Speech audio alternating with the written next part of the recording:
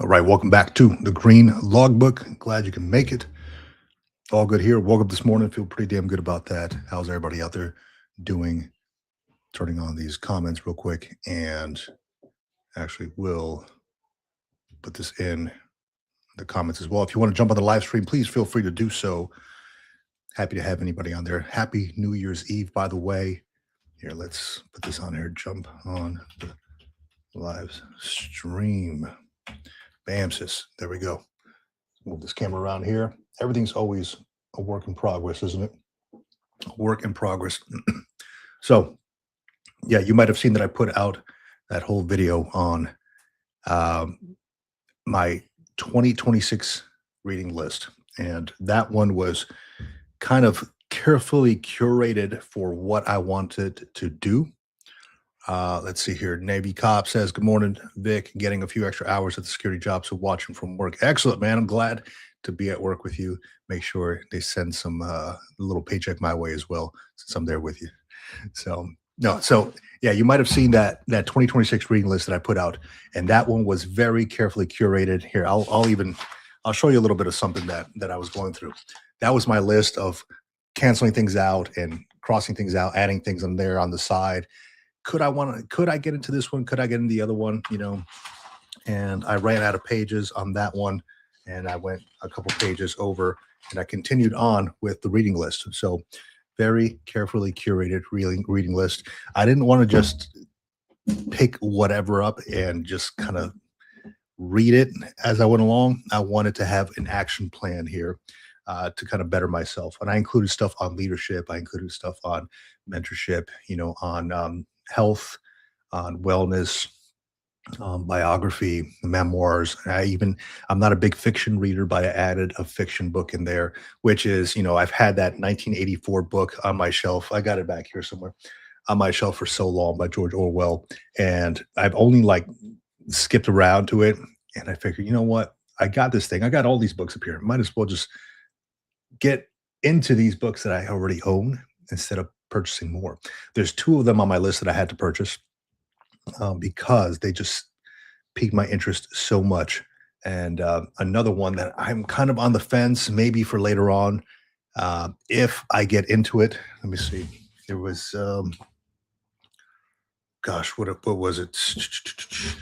I got it written up here. I've got about $400 worth of books in my damn Amazon, and it's crazy. Like, I'm not gonna push purchase on that, obviously, but yeah, Endurance, Shackleton's Voyage. I recently heard about this one. It's let me see. It's about Ernest Shackleton, how he boarded the Endurance and set sail for Antarctica. He planned to cross the last uncharted continent on foot in 1915 after battling its way through 1,000 miles of packed ice and only a day's sail short of a destination. The Endurance became locked on an island of ice. Thus begins the legendary ordeal of Shackleton and his crew of 27 men. When their ship was finally crushed between two ice floes, they attempted a near impossible journey over 850 miles of the South Atlantic's heaviest seas to the closest outpost of civilization. I recently came across that one because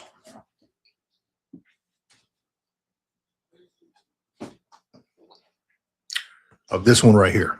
Okay, I'm cheating. I have to confess, I'm cheating.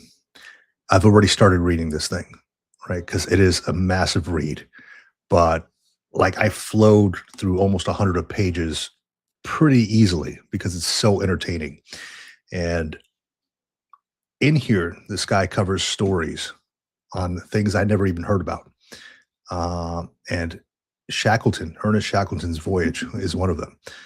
So very interested in that. I put that in my cart, looking to get into a whole lot. 12 is the goal, but we'll see if I can make it to a little bit more. Who knows? Let me see here. Going to the comments really quick. Beacon Austin, welcome. Good afternoon, good morning, brother. Happy New Year's Eve. God bless. I'm looking forward to great things for the program.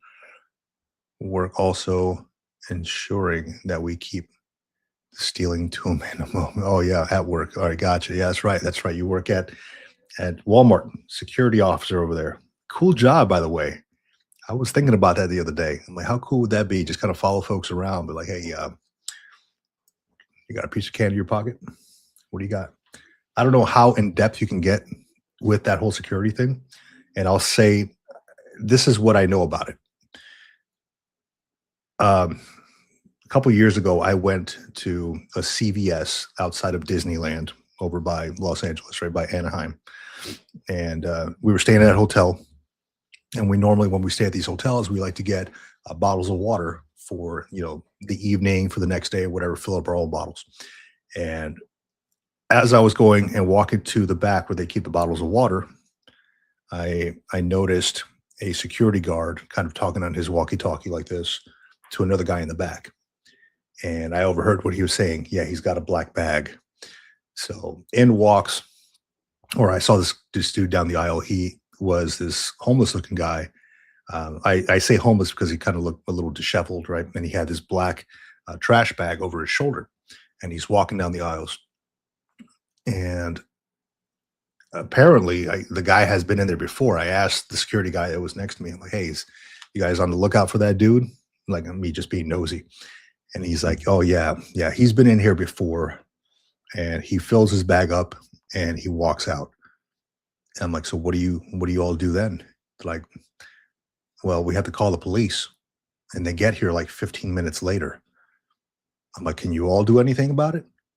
He's like, "No, we can't do anything. We can only track him around the store." And that seemed a little backwards to me.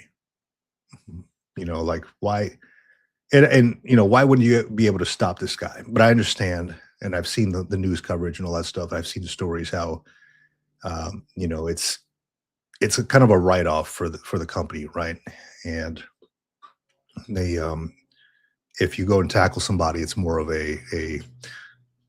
it's more of a legal thing more often than not, where if this person gets hurt and all that stuff because you did that, then all this stuff takes place. So I'm wondering how in depth, all that to say, right? I wonder how in depth you can get with your security job there, Beacon Austin, because I'm very I'm I'm very allured by it, and I've looked at jobs like this, and I'm like, you know what, maybe I can see myself doing that, like at Lowe's or something like that.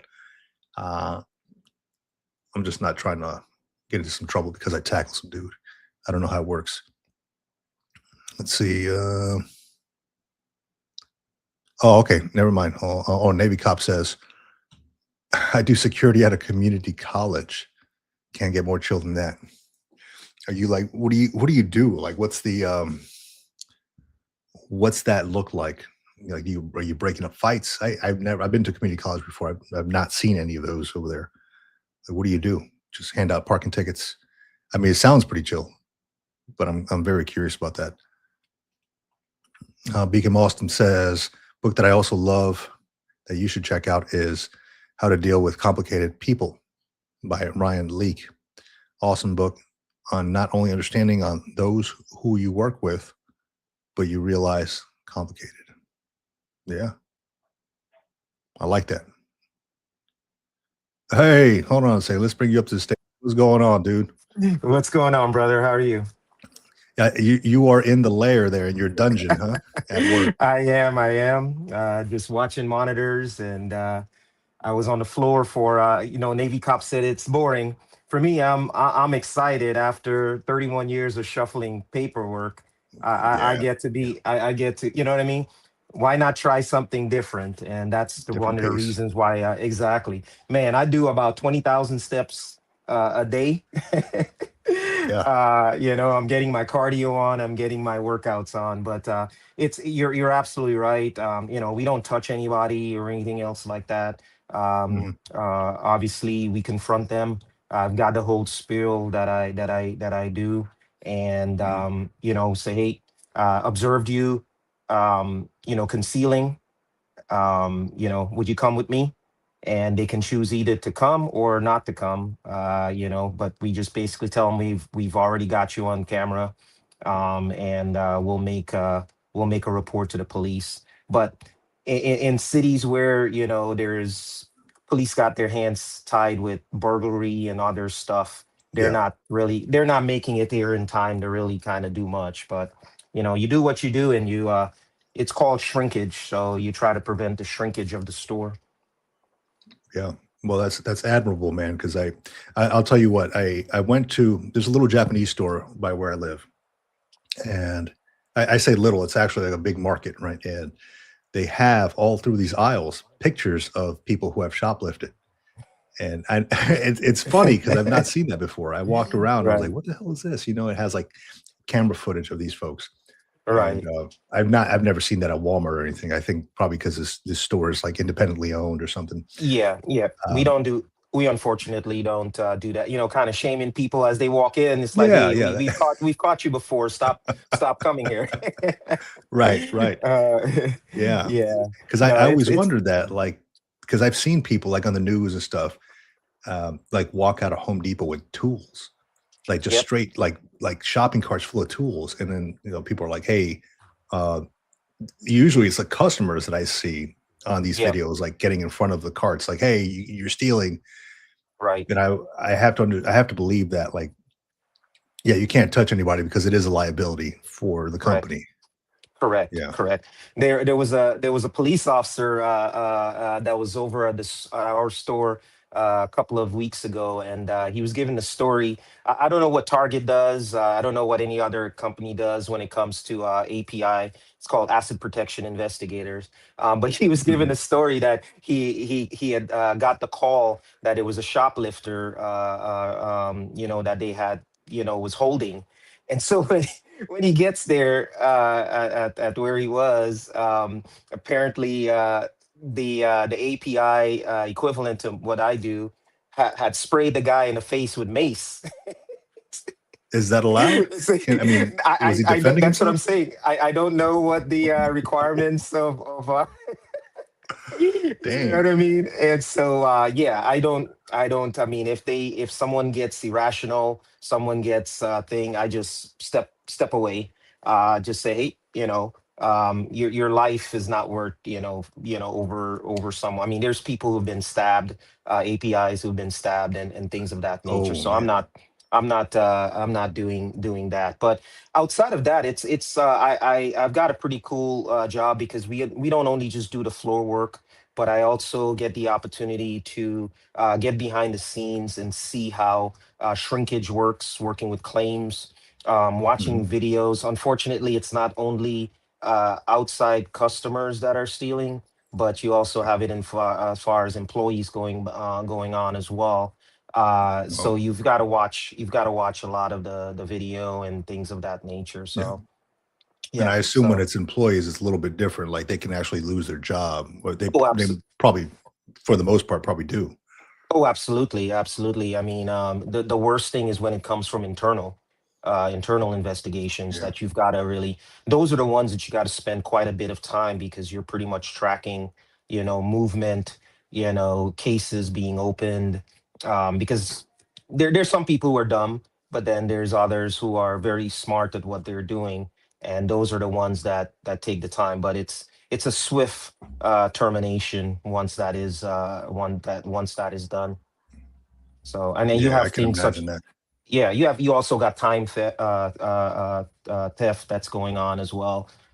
We all use like our phones to clock in and clock out for work, and if some supervisors say, hey, I need to check when this person showed up because he is reporting this time, and you've got to take a look at all that stuff too. So I enjoy it. I really do. Yeah. It's something that not saying I'm going to do it forever, right? As I mentioned before, I'm getting ready to head Mhm. back into school for my second master's. So That's excellent, man. yeah. I love the sound of this job, dude. I really do. And Yeah. I even went online to after you mentioned it before, and I know Navy Cop also mentions it. He's a security guard. I was like, you know what? Maybe not like a security guard where you have to drive around all hours. I would like Yeah. a couple set hours, but Right. I wouldn't mind, for one, like kind of holding people accountable for stuff, and for two, Yeah. like surveillance. I like that. Mhm. and just kind of you're essentially in your own COC there. You've Yeah, got all these cameras or all these monitors and all that. yeah. Um, it seems like a good transition over for somebody who was prior military. Yeah, no, it is, and that's one of the reasons. Actually, my supervisor, my boss, was prior Navy um, person as well. And Walmart, Walmart does a lot behind the scenes that people are not aware of, in far as like Mhm. donating things. Even I look at it as an opportunity to. I mean, I've caught teenagers like stealing. And just had a Yeah, heart talk with them, man. Like, why are you putting your whole life on just for what, some Pokemon cards or some foolishness like that. yeah, Let's stop the nonsense. Get into school. I've had opportunities for folks that are working as well here, that are smart individuals, and got an opportunity to talk to them about the military, about my experience. When I came in, I just wanted to do four and done yeah, because I yeah, wanted to go to college, but I realized that I started to enjoy it. And I enjoyed it because of the people, who I was working with, the people, the good leadership, as well as learning from bad leadership as well. And that's what kept me going. 4 years turned into eight, eight into 10, and, so on and so forth. And before yeah. you know it, it's three decades, Yeah, of that's a long time, man. But I mean, that's great too. I mean, you got to see a lot of different things, and I like what you're doing. You get a chance to set these folks aside and say, hey, what exactly what does your future look like if you continue these actions, right? Over some right. Pokemon cards. I've seen somebody get held up at the door stealing a Snickers bar, and It's it's ridiculous. silly. Yeah, Yeah, it's silly. it's I'm like, stupid. dude, if he needed it that bad, something to eat, Yeah, let me know. Shit, put it in my pile. I'll get it for you. It's $1.50 or exactly. something. Exactly, exactly. And that's what we do, during the summer. If a homeless person comes in, because there's repeat offenders, say, hey, man, Mhm. just come get me. I'll take care, get some water or whatever for you. But if I catch you stealing, then it's a whole different situation. Right. And that's the thing, man. Changing lives where you're at, changing perspectives. I was just talking to a floor employee, and he was talking about being promoted in the new year. I said, well, first of all, just talking about it is might as well just be dreaming about it. But you need to get your goals Mhm. down on paper. You need to Yeah. start doing realistic, aligning yourself. If you want to be a coach, that's the mid-level supervisor. If you want to be a Mhm. coach, you need to know what the coach does. What I reverted back to my Navy days. What's the PQS that needs to be accomplished? Even counseling's out. Yeah, exactly, exactly. You know what I mean? And do it before January 1st the clock hits January 1st, man. Start now on your break. Get a little notepad. I even have like a little green notepad that I carry with me. Mhm. That I just kind of jot down. I really appreciate what you do, man, because I've you're always journaling, and you're always doing stuff, planning your next steps, and that's important, man. Because without a direct plan, without setting realistic goals, you're just flapping your hands, and your Oh, thoughts are absolutely. in the wind. Oh, absolutely, man. It's something that I try to pass on. Shit, I did it when I was in the Marine Corps still. Like, um, I would, people would ask me like, "Hey, wait, how did you get to where you want to do?" Like, I was a chief warrant officer, so folks who were interested in that career path, like, what did you do? What interested you in doing that? All these younger folks, maybe sergeants, staff sergeants who are looking to apply to that, and I had always referred back to that green logbook that I had. I'm like, this is Yeah. like the single most important piece of gear that I've ever carried. It has everything in there: thoughts, ideas, plans, battle rhythms, everything, the mission, everything's in here. Without this, I mean, I can only carry so much in here without it being on here. So, Exactly, exactly. single most important piece of military equipment potentially that I've carried throughout my career, consistently throughout my career. Yes, there's a rifle Absolutely. when you're in country and stuff like that, but as far as to get better, yeah, writing things down is essential, I think. It's It's been paramount. proven It's throughout paramount. history. Yep, it's paramount, man. I always had for my staff, my last command where I was the OIC in Portugal. It's like if you show up Mhm. to a staff, a meeting without something to write on, the meeting's not starting until you go back to your office and got something to write on because the Yeah, world's coming too fast at us.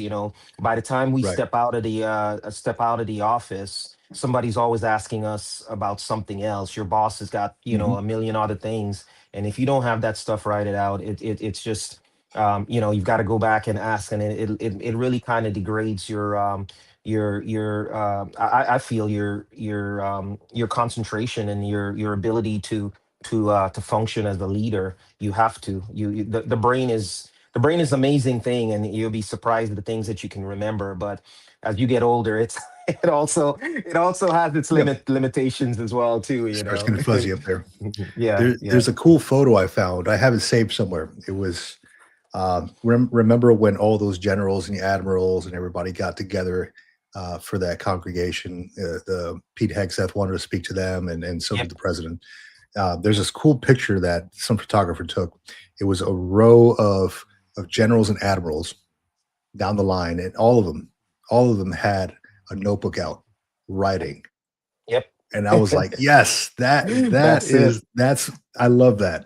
I love that, That's man. That was key. like it gave me a warm and fuzzy.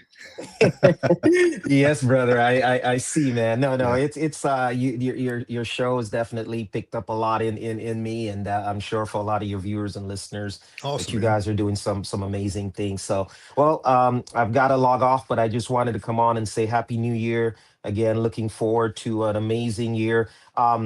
There's something I put in the comments about, we're talking about books and stuff. I'm also Yeah. almost finished with a book. It's called How to Deal with Complicated People by Mhm. Ryan Leake. And let's just say I'll give away the secret behind it. We are the most complicated people in the relationships, right? We have our own Mm. idiosyncrasies and our own, ways of thoughts of doing things. And it really kind of helps you to step back and see how your perspective is to someone else. Because we always go in there and say, what's wrong with this person over here? Why they're acting like this? But if we kind of peel that onion back, there could be other layers of things that individual. And if you can take the time to really, with patience, with understanding, with humility, empathy, really take the time to do that. I mean, you'll find out, and it's not only with leadership position, there's peer to peer conversations. We don't take the time to really kind of listen to what others are going through, and we were just so much in a rush for things. And so that book has really taught me a lot about kind of slowing down and just kind of seeing other perspectives, and that I'm very much complicated to in the eyes of my staff, in eyes of my supervisor, in the eyes of my boss, in the eyes of my wife. And so how do I approach that, to make that relationship, that dynamic work. So Yeah. No, I love that. I'm gonna definitely check that. I'm gonna write that down. yeah, And yeah. it's funny that you mentioned that, like in the eyes of the wife, right? Because every time I think I'm correct, that quickly gets shifted. And it's like Yeah. look in the mirror and you'll understand why this is now that we're having this argument. Right. Absolutely. Yeah, Absolutely. that's good. There's That's yeah, good. yeah, brother. All right, man. God bless All right, again. man. Have amazing new year beginning. And I got a little pump on about 15 minutes, nothing too strenuous this morning. And I'm like, look, I'm entering 2026 with a good start, getting my health back into focus, and getting my 20,000 steps a day. And so Nice. Excellent, man. Well, I wish you the best. Stay out of trouble out there and yeah. be safe, man. Thank you, brother. God All bless. right. Take it easy, Bye man. bye. Thanks. Awesome.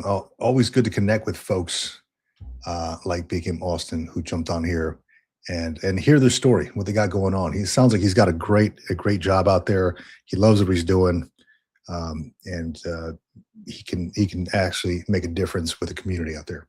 He brought up a good book there, How to Deal with Complicated People. He put it up on here, and I'm gonna put that on one of my list. Not that I'm gonna finish it this year because I already have my top 12 books for the year kind of curated a little bit, but it is good to kind of like pick something up and throw it up on the shelf in the rotation.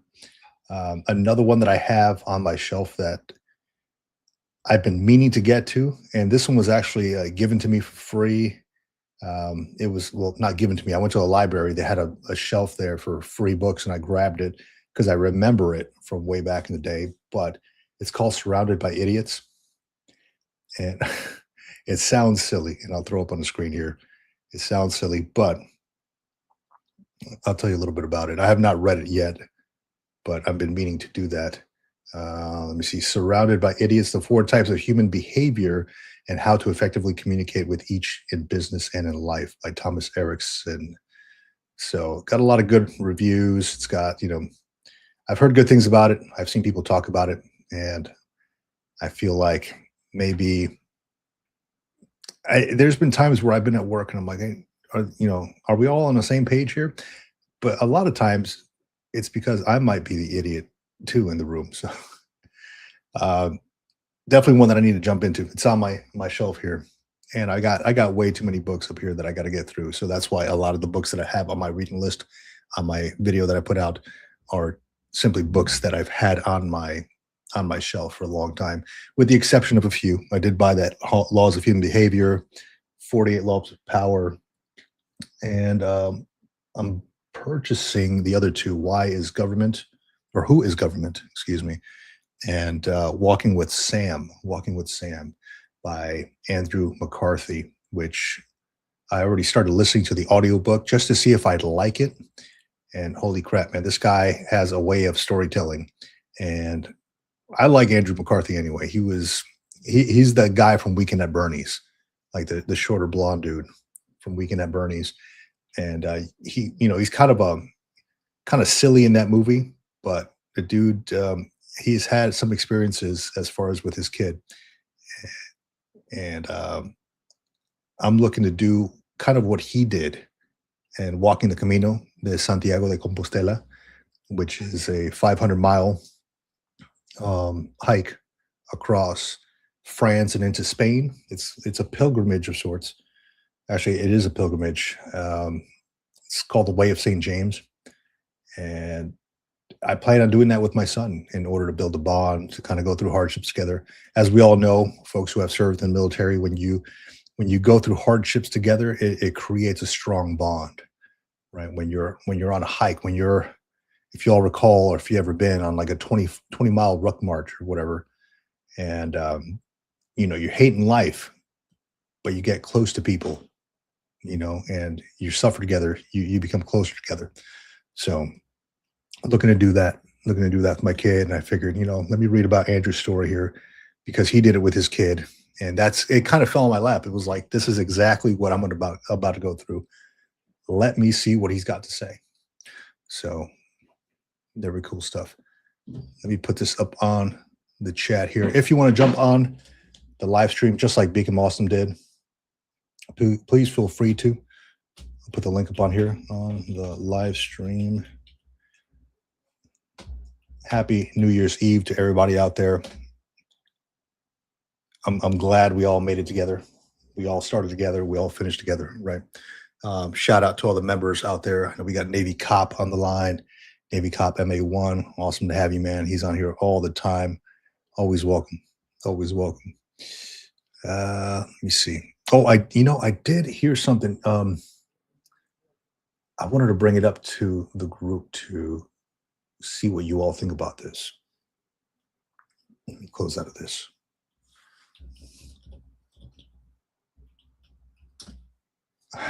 This is going to be good.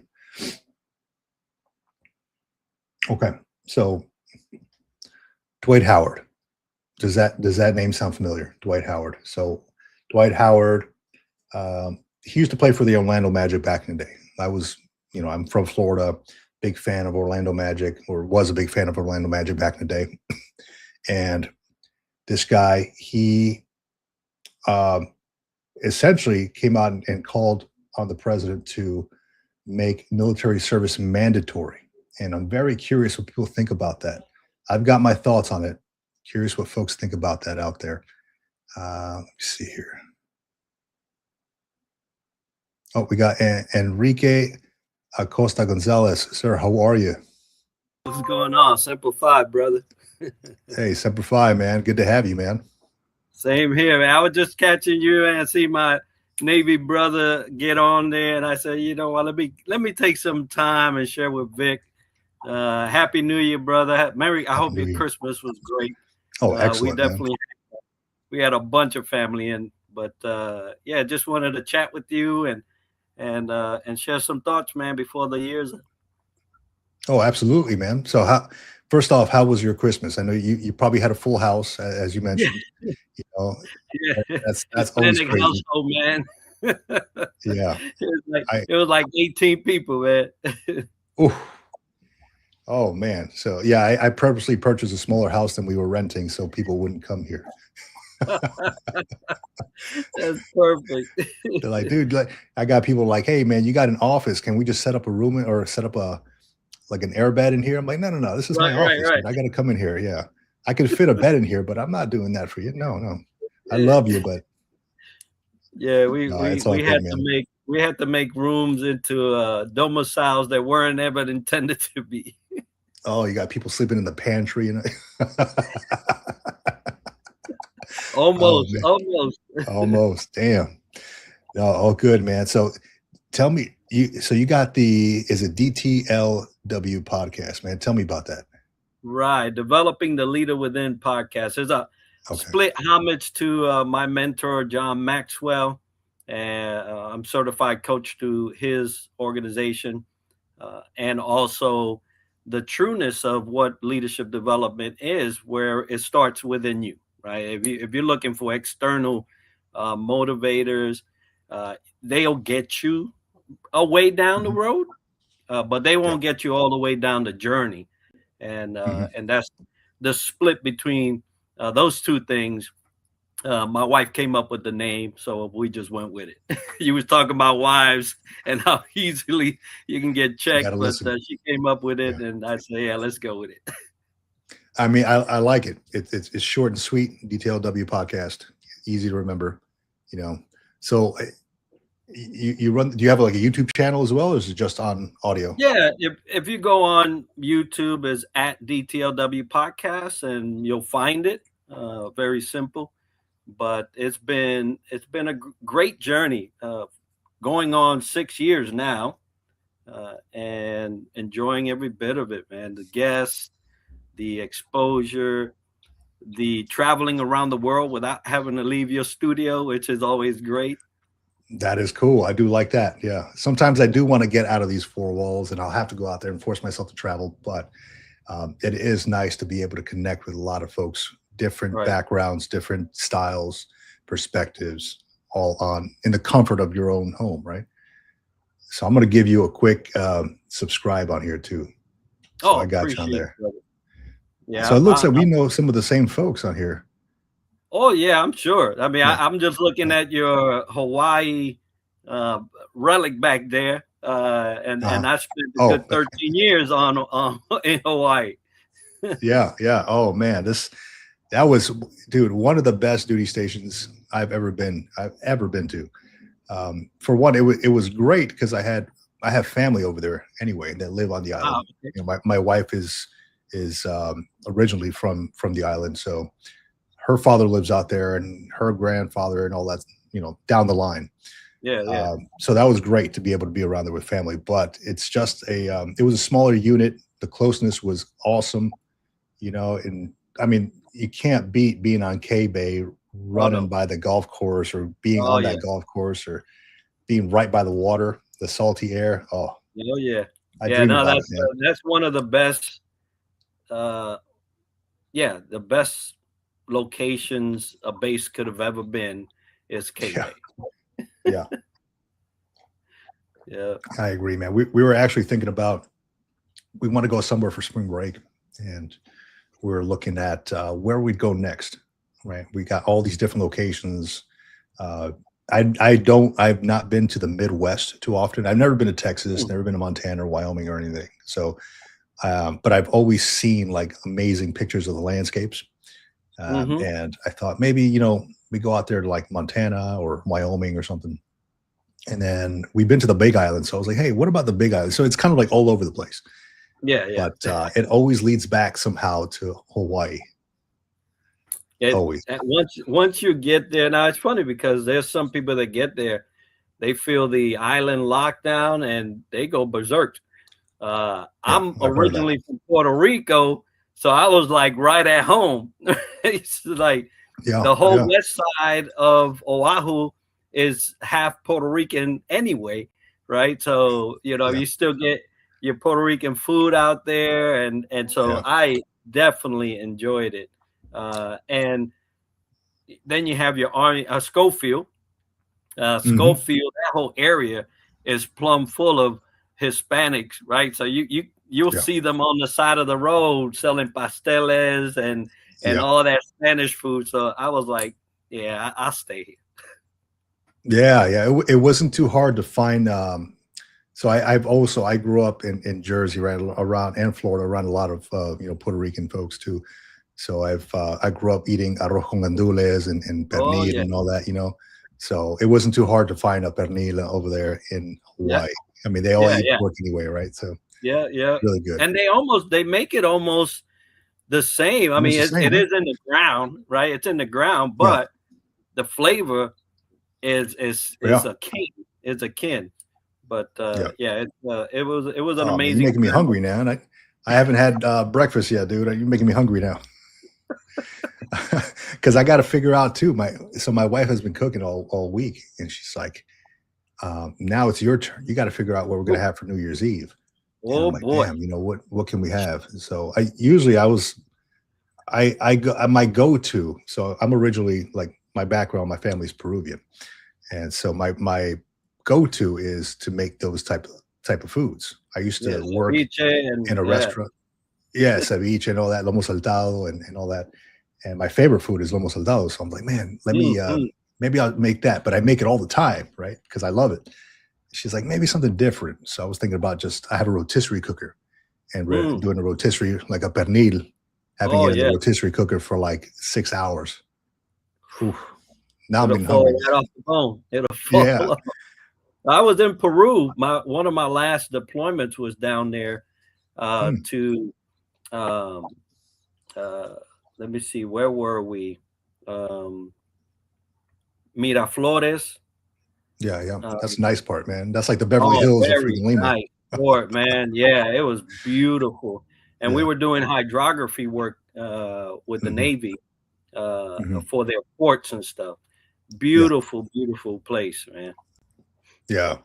There's definitely parts in the outskirts that you don't want to go to, but as far as like the go-to spot right by the mall and by the cliffs and all that, you see people hang gliding around there. Yeah, it's nice. Yeah, it was funny because we get into base and we bring our own gear. So we're C-130, small craft 30-footer, shiny, right? And they said they have never seen a boat like this here. So we're going to get on the road and we're not stopping. It's like, what? What do you mean? And sure enough, man, there was people in the middle of the road, because between the Callao and Miraflores, there is this kind of like, Mad Max area. There is. Yeah. And the guys were out there with what we call peñones, right? Big old rocks, and threatening to smash the windows if they didn't give them money. Yeah. It was crazy. I believe that, man. There's a lot of craziness out there if you don't know where to go.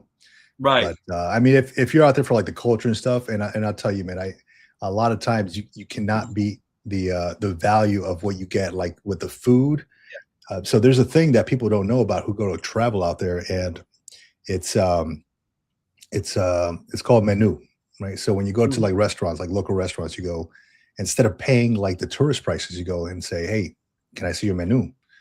And then it's funny because I asked that one time, and the lady took out another menu from under her menu, showed it to me, and the prices were like a fraction of everything else, but it was like $3, and it was like a 3-course meal, right? Like you get your entrada, it's usually like a soup or salad or something like that, and then you get your main meal, Right. and then you get like some kind of a dessert with a drink, and it was like $3 or $5 or something.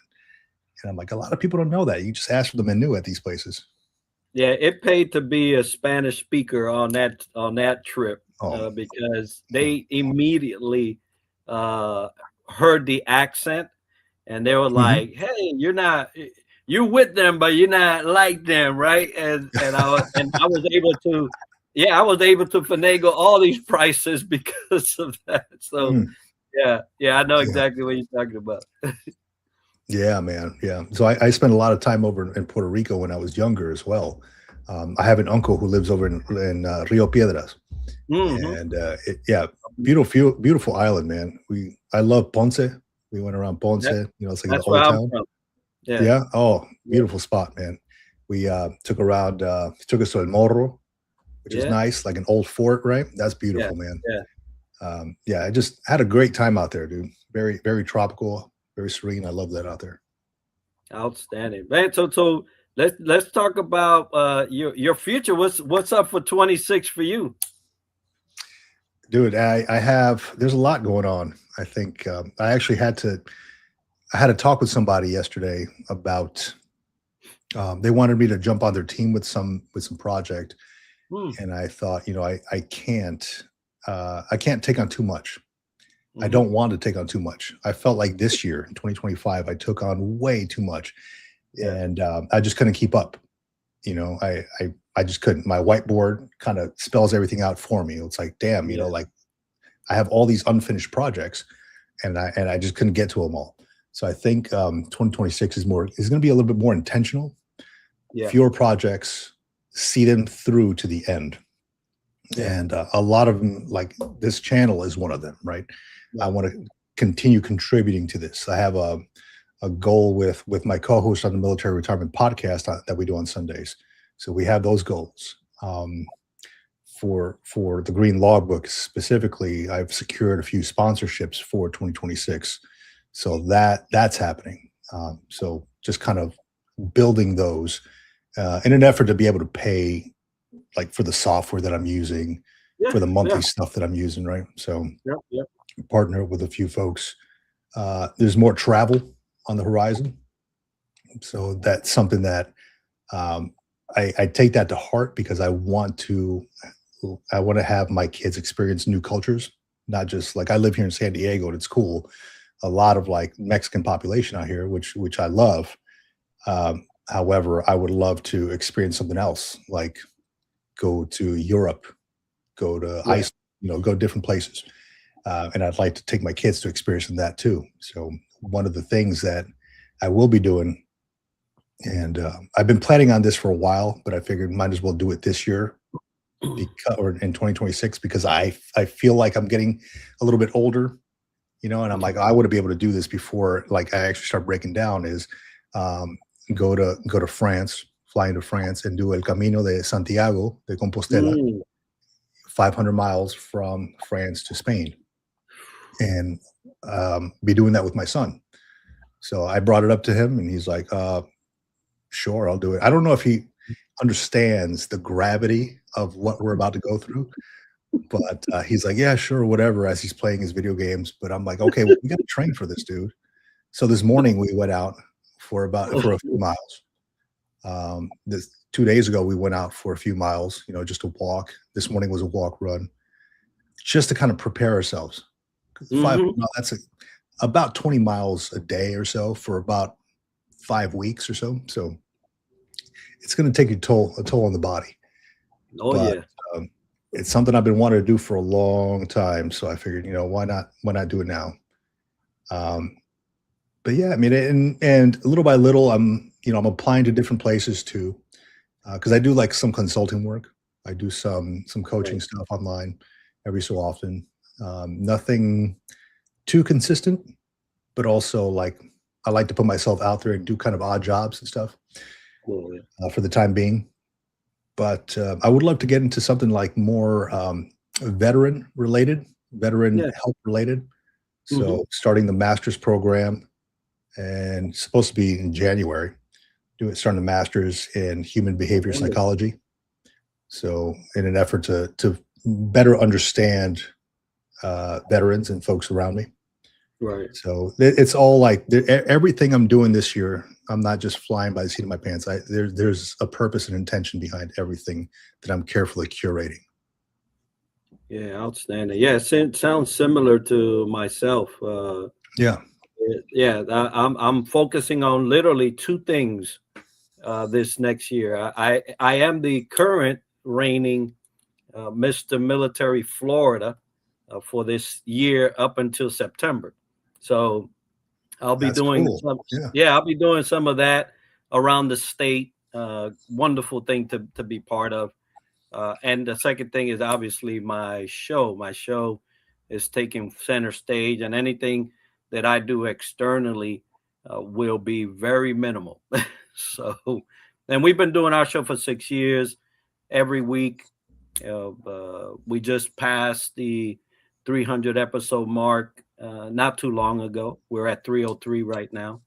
And yeah, just continue to do that. Tell me about that. You said it was Mr. Florida. Mr. what It's Florida? Mr. Military Florida. I'm the one for 26. So we get selected Okay. every year in September, and then we reign till September, and then at the annual what they call showcase, then they select a new representative. Unless I move on to Mr. Military USA, which could be, then that'll be the end of that. But for this year, that's going to be my focus.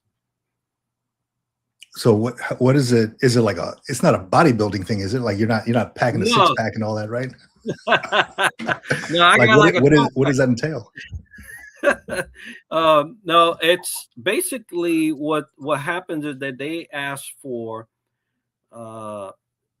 each state to submit their candidates. In this case, I got wind of it. I submitted myself, and they go through a whole process of selection, the application. They look over your social media presence. They make sure that you're a good representative for the military community and the community at large.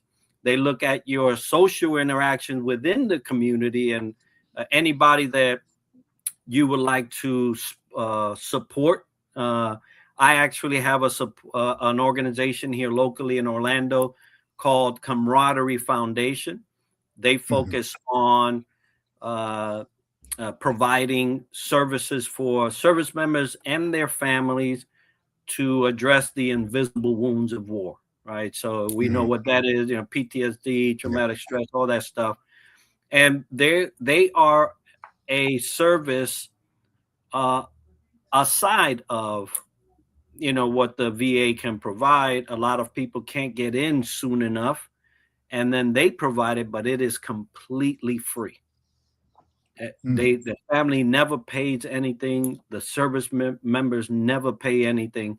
And so this year, they are my nonprofit of choice for support. So I'm also responsible for generating funds everywhere I go, every event I go to. I'm able to share that story, share a QR code where they can go and donate, right? And everything. What was the name of it again? It's called Camaraderie Foundation. Camaraderie. Yeah.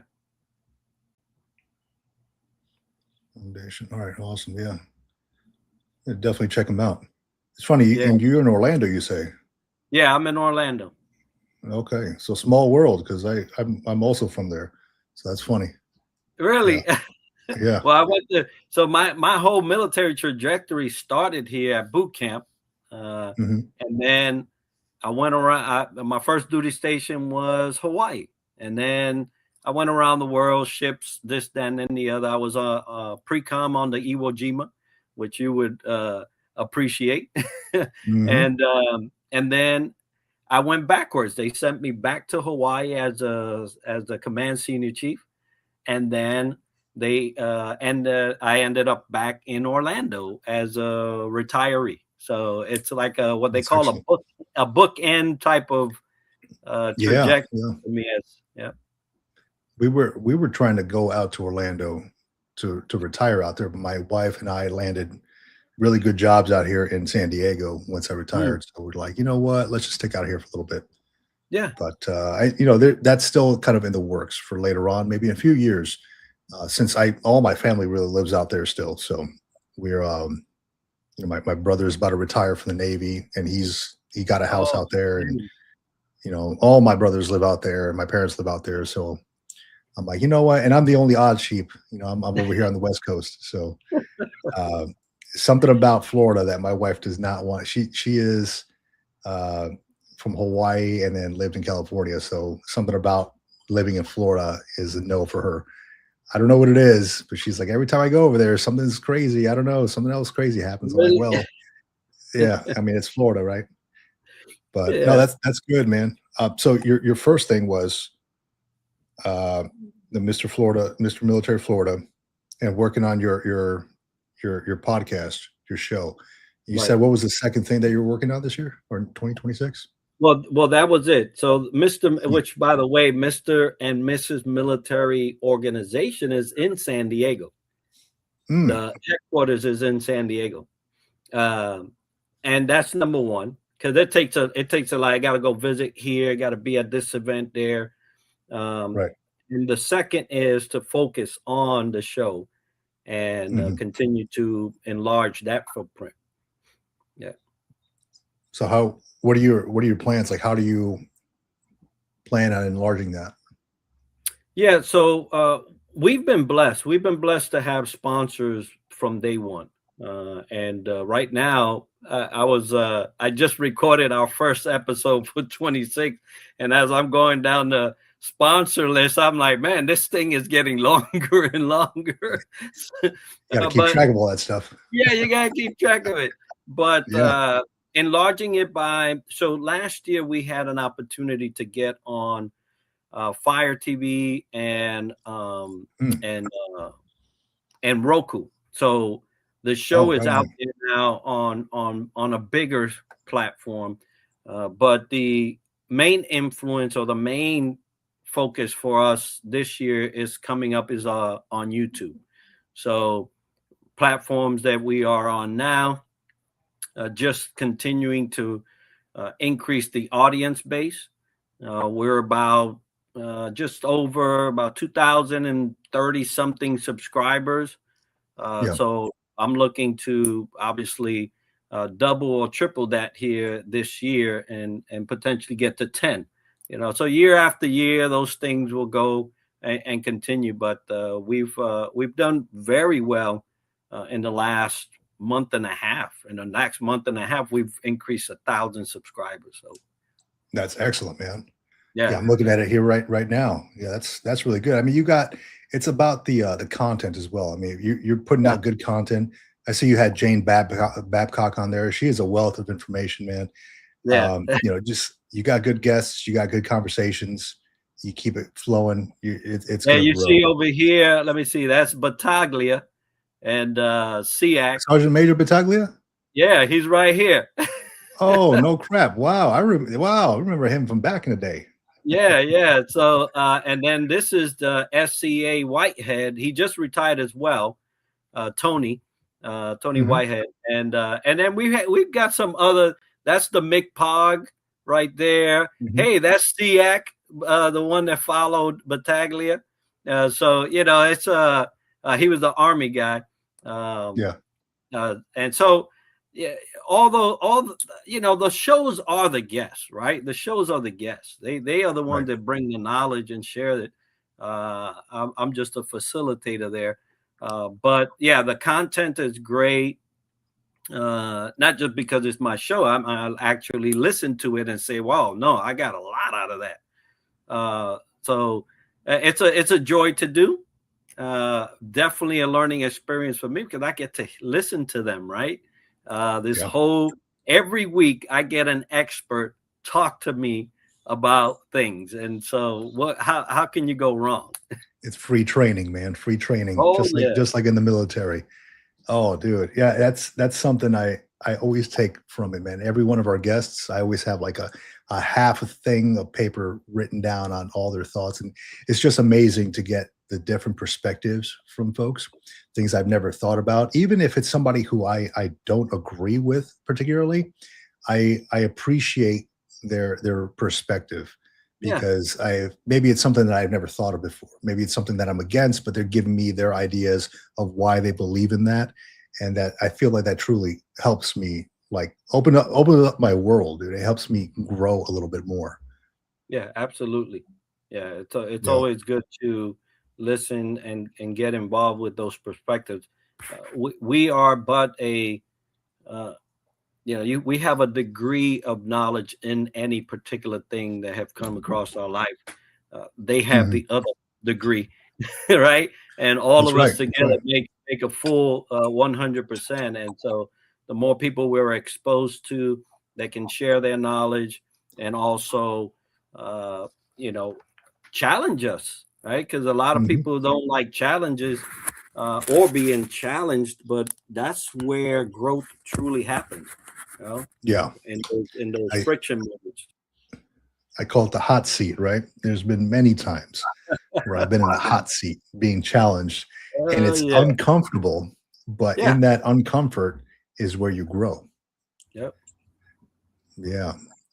And especially like during live seminars, like when you're actually talking to folks and they pose a question. There's one gentleman, I was giving a brief. I was still in uniform. I was giving a brief on military law and investigations. And this gentleman posed a hypothetical question. And I was trying to follow along because it's one of those questions that has multiple questions associated with Mhm. it. And I'm trying to follow along. All right, let me answer this one first. Obviously I'm have to write this down because like I'm like this dude. It's hard to keep track of this stuff. And he posed a question that I've never had to encounter before, and I Hmm. wish I knew what that question was. I wish I remembered it. But essentially, I was like, okay, is this guy?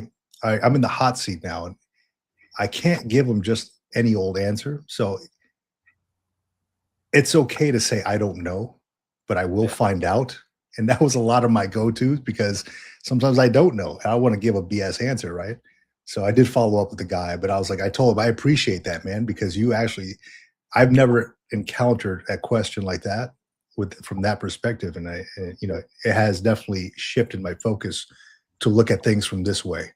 So thanks for that. And he's like, I was just simply curious about it. And I'm like, oh Yeah. well, you helped me grow, dude. Good. Did you know that? Have you been to the Military Influencers Conference before? Yeah, Yeah. I was here in Orlando. It was several years ago. The Mhm. one that just happened in Atlanta, I did not go, but they're coming to Tampa, so I'll be there. That's right. That's Yeah, right. So, and I was thinking the same thing. I'm like, if I can schedule all this travel and then somehow make it down to visit family in Florida, yeah, and just drive over to perfect. Tampa. It's like what, an hour and a half away or so, and Yeah, just go out there. yeah, and if you come in, man, we'll ride together. Sounds good to me, man. Why not? Why not? Save some gas too. Yeah, yeah. That's good, dude. We got let me see here. Navy Cop mentioned that he just sent you an email via your website. So Navy All right. Cop, yeah, Navy Cop has this website called Buddy Check Project, and he's building an entire like resource center for veterans. So I mean, the website is immense, and it's incredible. Really, it's an Yeah, incredible resource. But yeah, definitely, he most likely he's going to put a link up there of your podcast and your show. yeah. So I very see. good. Yeah, I see the email. So thanks for that, brother. Appreciate it. Mhm. So aside from those two goals, man, question specifically because I put out that reading list yesterday. Right. Is there anything that maybe I should be reading that you maybe have on your horizons for the next year? Yeah. So, matter of fact, so part of the podcast is that every 100 subscribers, we give out guest authored signed book. So any of these folks back there that are authors, usually best-selling, I have them commit to submitting to me an author signed book so I can give it Oh away. wow. But this one is It's just in time for this year, right? It's called burning out. Won't get you there, right? And that's a fact. If you burn out, you're not going to be any good for anyone. So it's a good leadership resource to hit right at the beginning of the year to help you not get to that point or normalize burning out, because a lot of times high performers, they normalize something that is a sickness. Right? Yeah. It's burning out. It's not something you should operate with. It's something you should get away from, so that you don't end up in a hospital bed and wondering, Mhm. how I'm gonna make it from here, right? Because you got to recuperate. So that's a good one. And I got to apologize, but that's a one that is in my mind to ensure that leaders maybe get a crack at. And who wrote that one? This is a friend of mine. She is from Israel. Her name is Davida Ginter. Davida Ginter, and she was on our show a whiles back, and supplied that book. That's excellent, man. I love that you do that. You have one of them commit to a book, and it's something special when you receive like a signed copy of a book, right? Oh yeah, From an author. It's like, okay, well, these people took the time out to do this, and it's incredible too, because maybe I look too far into things, but I'm like, somebody took the time to actually put these words on a screen, on paper, to tell their life story, their perspective. So why not give it a try? So yeah, that's very cool. 100 every 100 subscribers. You're going to be a busy dude, because your stuff is growing. yeah. No joke. In the Yeah. last month and a half, look, there's books upon books here, and I still have 2 more to add, and they're on their way out. So we randomly select a subscriber and we go all the way back to the beginning, to the first one, all the way to the most current, and we just randomly select, and those are the people who get it. And that's a tribute to those folks that took the time to subscribe, because you know how hard it is for somebody just to hit a button Yeah. and commit to having that as part of their play. But it's beautiful because I get to engage all the subscribers. It doesn't matter when they came into the show, and somebody may have subscribed 4 years ago that has lost track of the podcast, but here they're going to get a message: hey, you won, you were selected, and maybe have them re-engage, right, into and catch up on the show. I love that. Do you by chance have like an email list or like a Substack or anything like that? Yeah, no, I don't keep people's emails unless they were on the show, and it's only to send them, congratulations, happy this, happy that, and I try not to spam them as a courtesy of being on the show. It's just to keep track. If the show has gained an award nomination, I let them know, because they were part of that reason why the show was nominated, right? And so I let them know things like that. Excellent, man. Well, that's awesome. It sounds like it's going to grow, and you got a good group. I'm looking at your guests here, and it looks amazing. A lot of these leaders from like LinkedIn too. I think is that where we may have connected here on LinkedIn. Yeah, we connected on LinkedIn. Actually, on LinkedIn, I saw your show pop up because we're part of the same veteran communities, and it showed up, and I said, "Oh, and so that's how I've been able to follow." Yeah. Let me see what this knucklehead has to say here. No, that's good, man. And I'll tell you one thing that I started doing in right around mid 2025 for my guests. And I don't know if you already started implementing this, or maybe a little something, is I started sending handwritten letters to them as a thank you, right? So I got my own stationery printed up, and with my name from the desk of, and then my information on there, and just like a little quote at the bottom. But I started sending handwritten letters because I feel like that is a more personal touch. Definitely. And I think we've lost track of those. Like, it seems a little archaic, but I think we've lost track of those like personal touches.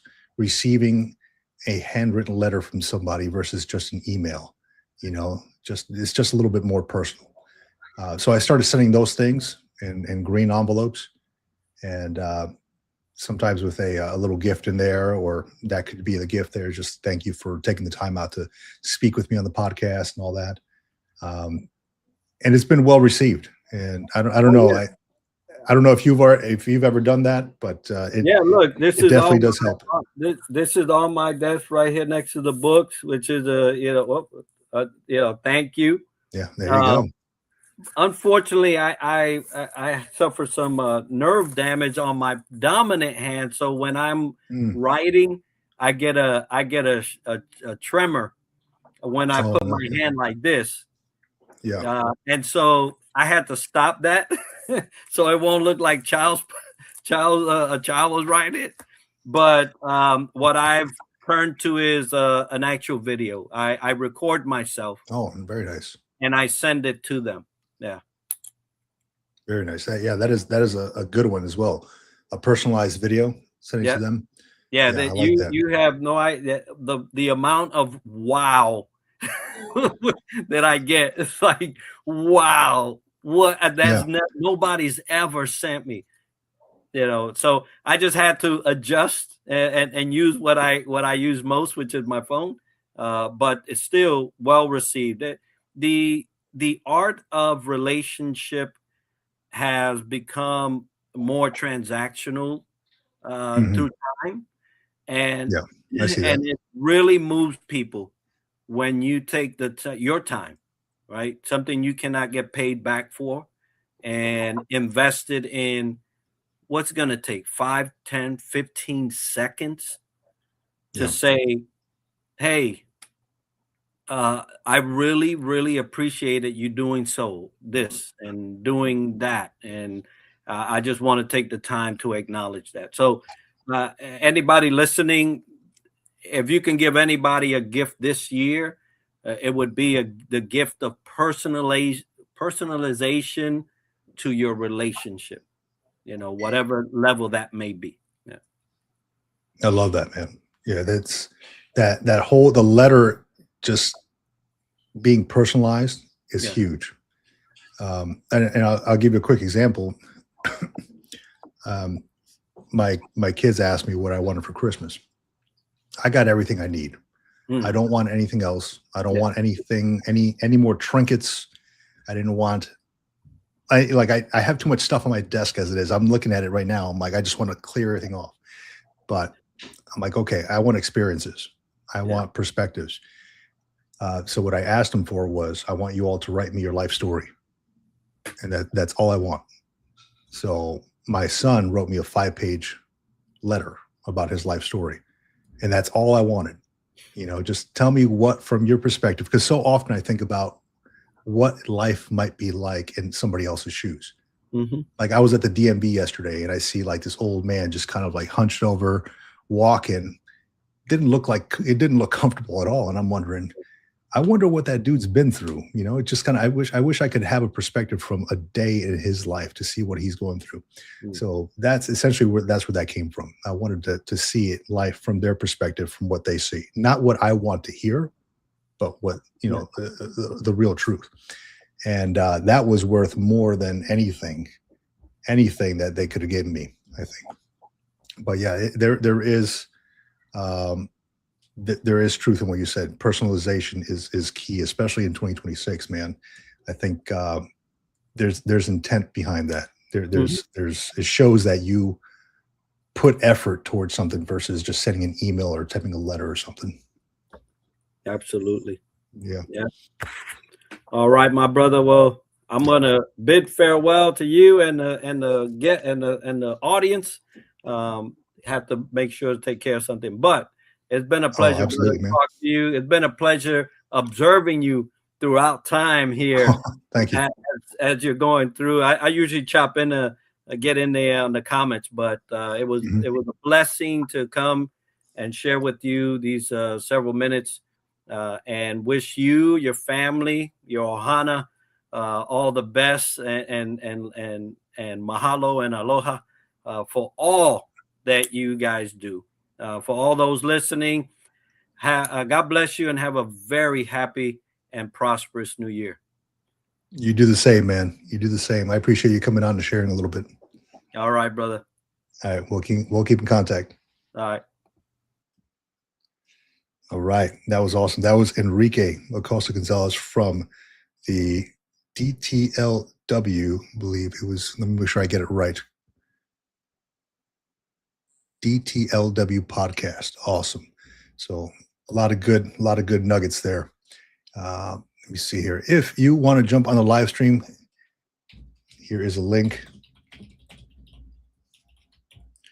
Just a bunch of veterans, military folks. Maybe you didn't serve, and that's all good too. Just want to talk a little bit, but just a bunch of folks connecting on here on a New Year's Eve. Feels great to do so. I've transitioned from my regular cup of coffee to my Japanese Georgia coffee. I don't know if you ever had this stuff. Let me see if I can get it. There you go, Georgia coffee. I don't know if you ever had this, but it is so good. So good. I recall getting these from the vending machines in Japan. There's vending machines all over the place. And you just go put in your yen, 100 yen or 120 yen, and you can either get it cold or nice and hot. And it just felt so good on a cold day, cold Japanese winter day, just drinking one of these while you're walking around the park. So love that. And I couldn't agree more with what Anubis Moon said right here. 2026 will be a good year. I think so too. I think so too. Just walk into it with a plan, with some intention, some purpose, and I think it'll be all right. It's a big reason why I've kind of written down my goals, and I don't have too many of them. Like I mentioned earlier, 2025, I just overwhelmed myself with a bunch of projects and goals, and I think that was the downfall of everything. It was like I could not get everything done the way I wanted to get it done, and things just started falling apart a little bit. And I thought to myself, you know what, for this coming year, for 2026, I just need to focus on just several little purposeful things and knock those things out one by one and get it done. And a part of that was reading 12 books over the course of the year. In 2025, dude, it was I set I set the goal of one book a week, and that quickly overwhelmed me. It was like I couldn't keep up. I wasn't I wasn't absorbing what I was reading, and depending on how thick the book was, because I'm not a fast reader at all. Depending on how thick the book was, holy crap, it would take me something like 2 weeks, and sometimes I wouldn't like the book, so I put it off to the side. It was just kind of messy. So I spent probably about a week curating that whole list that I put out in that video. I curated everything that I wanted to get into, made sure that it was something that I wanted to include in my life. It includes leadership, it includes faith, spirituality, biographies, memoirs, and included a fiction book in there because I don't read too much fiction. So why not? Then I figured I started with something more easy to kind of eke my way in there or smooth my way in there with 1984 by George Orwell. That Orwellian type of read. Let's see. Yes, it says Trump said 3550. I need to put God first and give all glory to God. Yeah, so that's something I'm working towards. My thing is, I have a Bible, and that's going to be a constant read throughout the year. And I have this one. Let me see if I can pull it up here.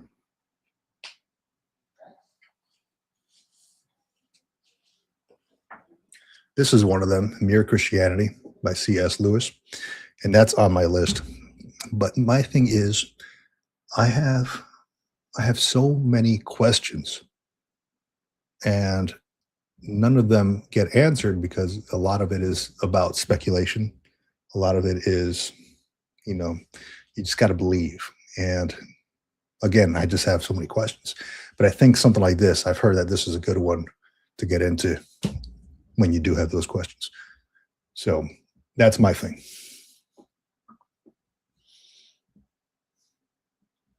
Mario says, who remembers the Tiger energy drinks in Iraq?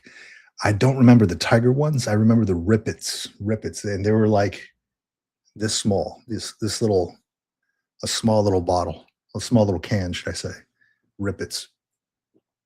And yeah, you don't want to drink too many of those because then you start going insane. But they had those, and they had oh gosh, what was the name of those disgusting freaking energy bars? Hua bars. They had Hua bars. And they just, you walk into the mess hall or the chow hall, and then you could just like grab however many Hua bars you want from the shelf there, and rip it there, and just go on about your day. But those Hua bars were terrible, dude. DTLW podcast mentions Enrique, right? We can always talk about those questions. Yeah, if you mean like the Christianity stuff, yeah, that's I go to church. I frequent church, and I felt like I needed to fill that void within me, so I started attending.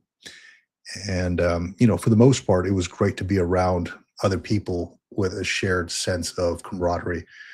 Just like the military, right? You have a shared sense of camaraderie around the mission, right? You have to all complete a mission. Well, this one was more faith-based, right? People in church, they have that camaraderie around their faith. But in looking into it a little bit more, I just had just tons of questions that were never answered. And I'm like, am I in the right spot here? So I want to be in the right spot. I just need to understand a little bit more. So with that, Mario says, rip it, messed up my liver. Good segue there.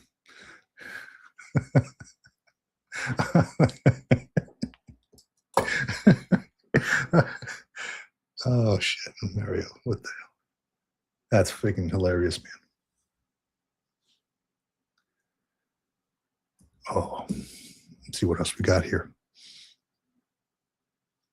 So 2026, I'm jumping on a few more podcasts.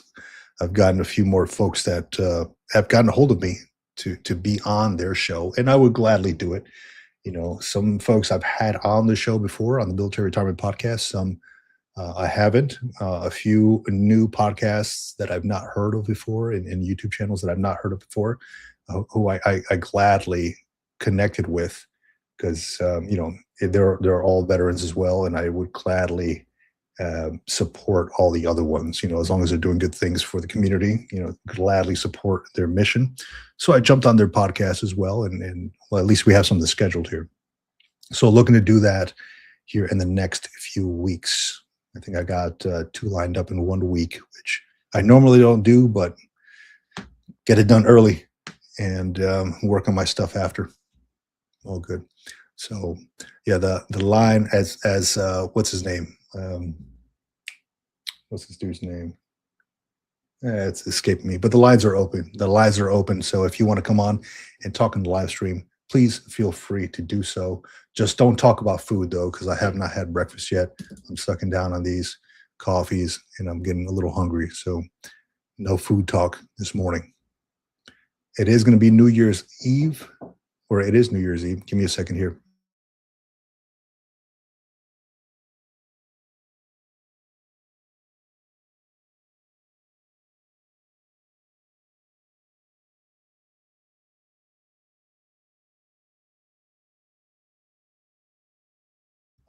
Speaking of that, my kid brings me some waffle pieces.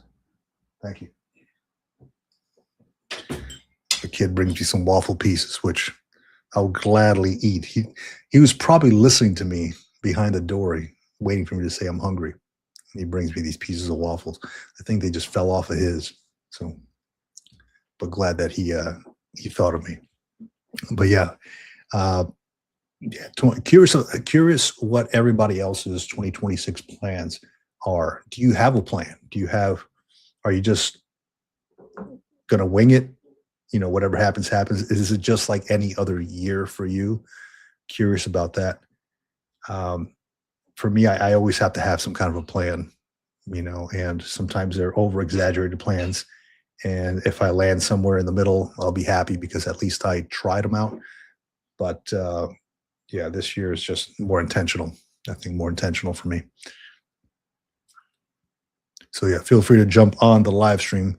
The lines are open here as I look through this article here. So this article specifically, I was bringing it up earlier. So this dude, Dwight Howard, he used to play for the Orlando Magic, basketball player, right?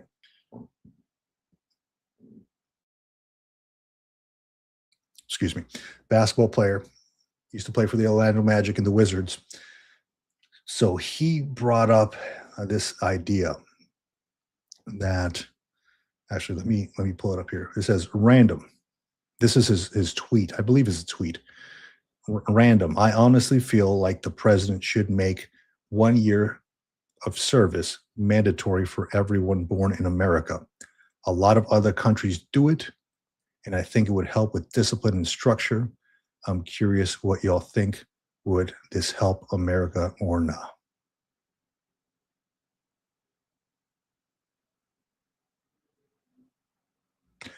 I'm curious about your thoughts on whether a 1 year of mandatory service for everyone born in America, a 1 year of mandatory service, would that be beneficial?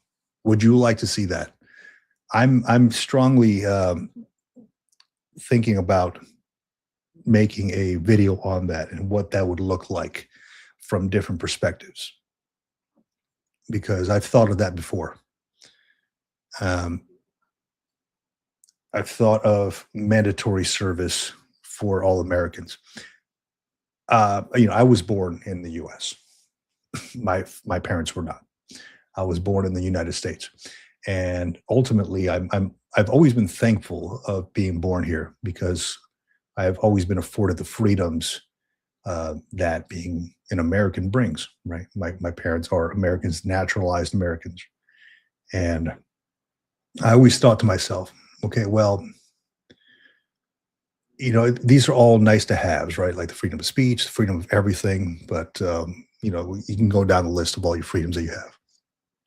But I think a lot of folks might take those for granted a little bit without really knowing what it takes to have earned these freedoms. Yes, I was born an American.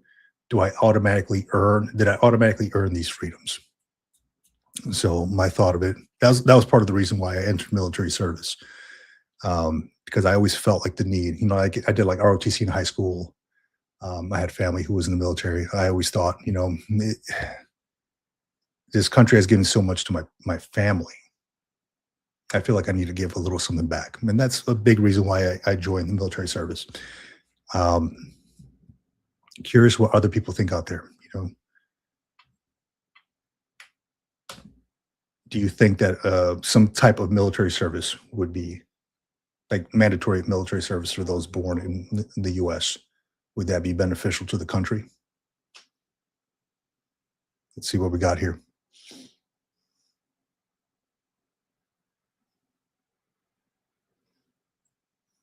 Anubis Moon, all right, let's go back to your previous one here.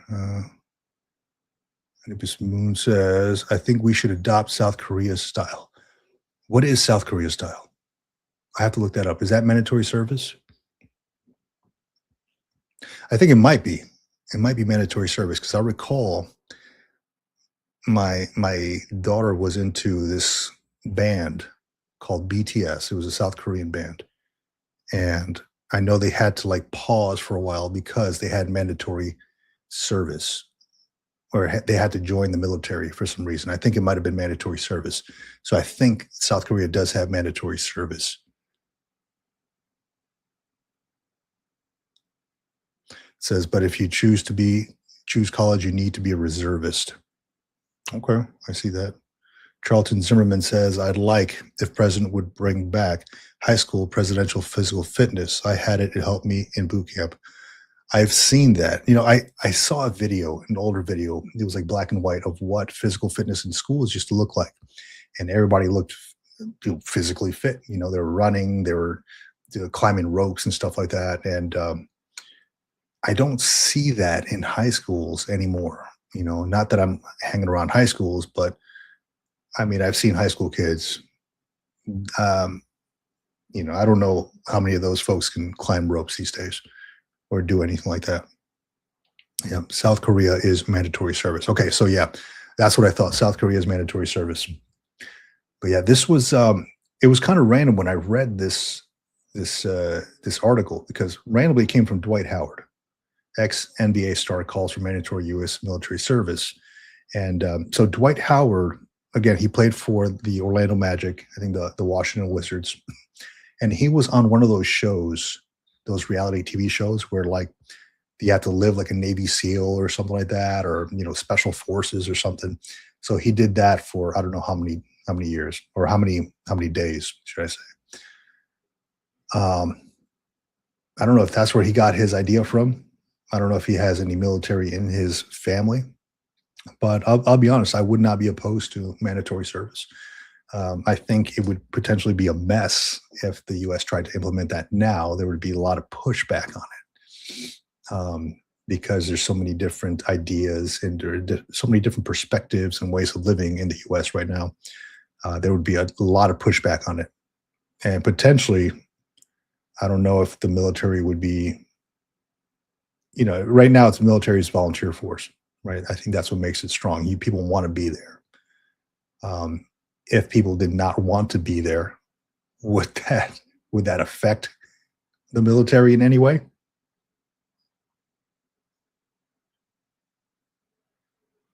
Let's see here. Trump's okay. My bad. You asked what we were doing in 26. And skip my answer. I got you, man. Hold on a second. Let's go up here.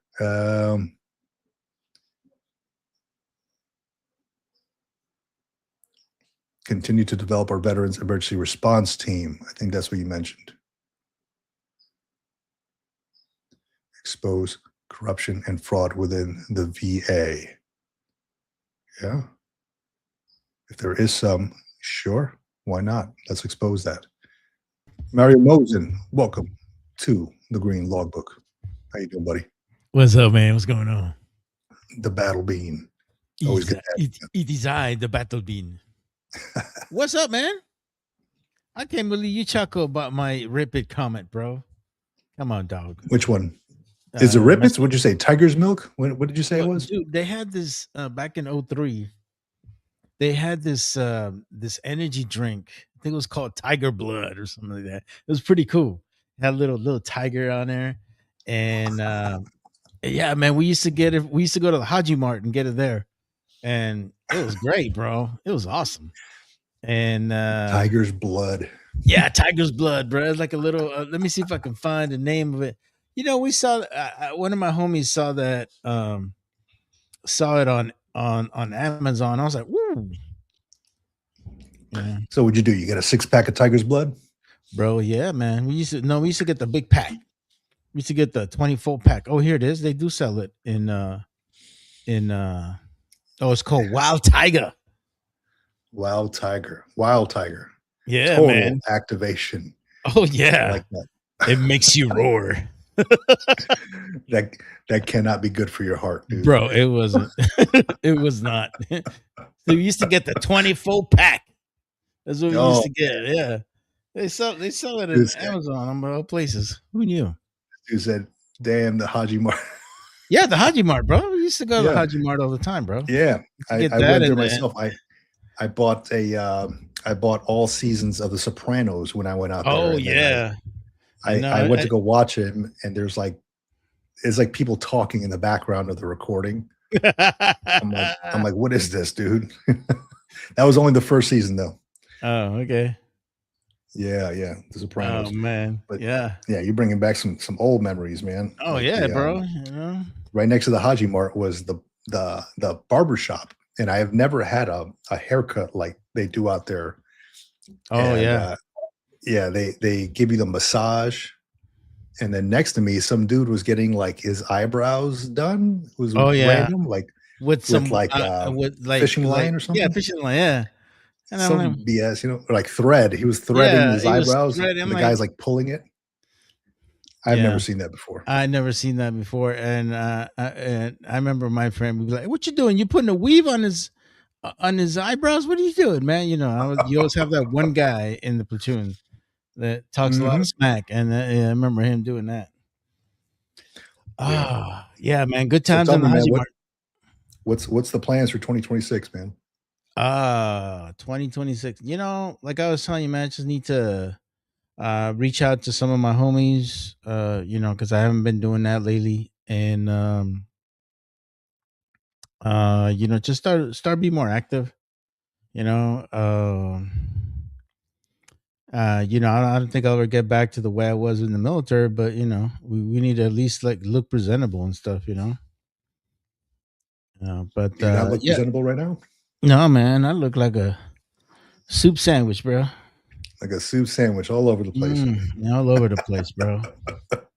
Yeah, I you thought of got that, to man. improve on that, man. Yeah, I thought of that. Like it was I have my I have my dress blues. I was putting Mhm, all these things away. I've had these things in my closet for the last 2 years. mhm, And I'm making room in my closet and stuff. I'm just taking a lot of stuff out. I don't like all that clothes and stuff in there. mhm. So I took them down from the hanger and I put Right. it on. I'm like, all right, these things are really tight right now. I can't fit in there. And I thought, maybe I could stand to lose a few pounds because I have gotten a little bit bigger since I retired.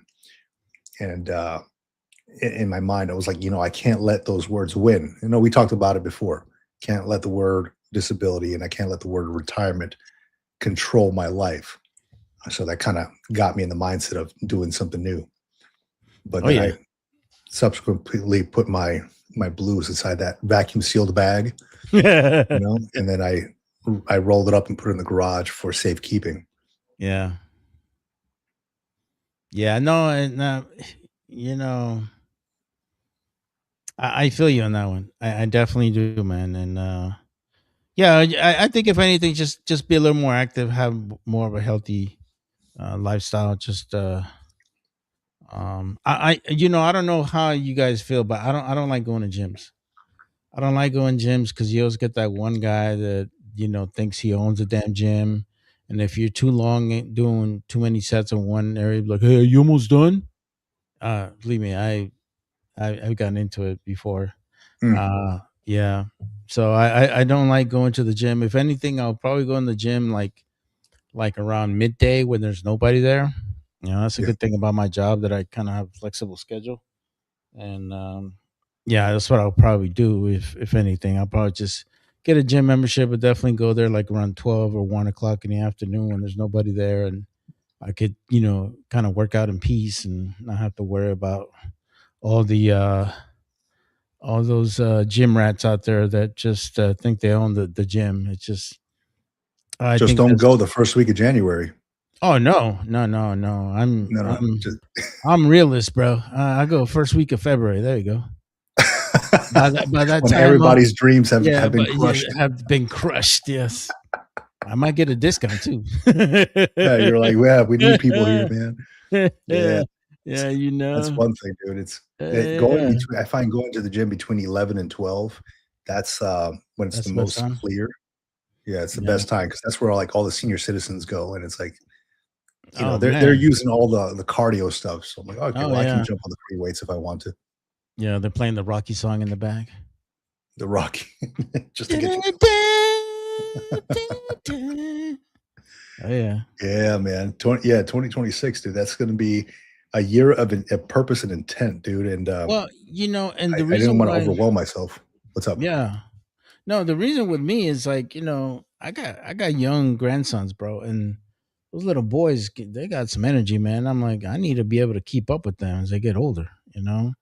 And they're Hmm. very active, so they like to do stuff, and they're like already talking about they want to learn how to fish and they want to learn how to do all this, and Oh yeah. So you gotta be able to keep up with these little boys, man, because I want to make these lifelong memories with them before I can't anymore. Because Oh yeah. I'm about to be 53 in August, bro. So it's like I need to get myself going, man, because I just need to make sure to be able to enjoy my grandsons because that's pretty much all I have left. By that time, because Hmm. you know life goes by to you so quickly, man, that you gotta do all these things. I'm definitely gonna start becoming a little more active in my podcast. I'm gonna start reaching out to more people, and definitely have more conversations where they're meaningful. I like I was telling you, I think my biggest hurdles have been those veterans that really don't like to discuss their military service or whatever the case may be. They're still going through their own issues. But I kind of did find that there is still a lot of veterans out there that do want to speak out. I was talking to a good buddy of mine who actually runs a senior center, and he was telling me, like, yeah, man, seniors, they love to talk, man, because they don't, nobody comes and visits them. Nobody comes in and spends time with them or just find Right. out who they are and what they're all about. And he's like, that might be a good outlet. And many of these guys are uh Korean veterans, Vietnam veterans, and to me also, I have a I have a I have an affinity, or I have a love for Vietnam veterans because they didn't get the ticker tape parade like we did, bro. They didn't get all the things that we got now, and in Hmm. most cases, many of them were the ones that were fighting for our benefits when they came back, like John McCain did.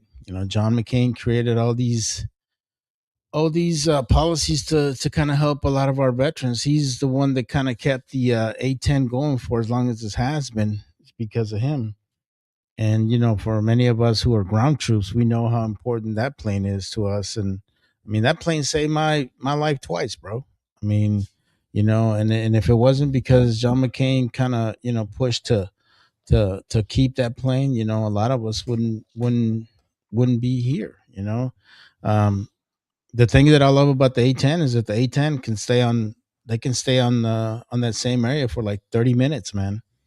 And and you're getting heavily attacked and stuff like that. It's it's crucial, man. It really is. Yeah.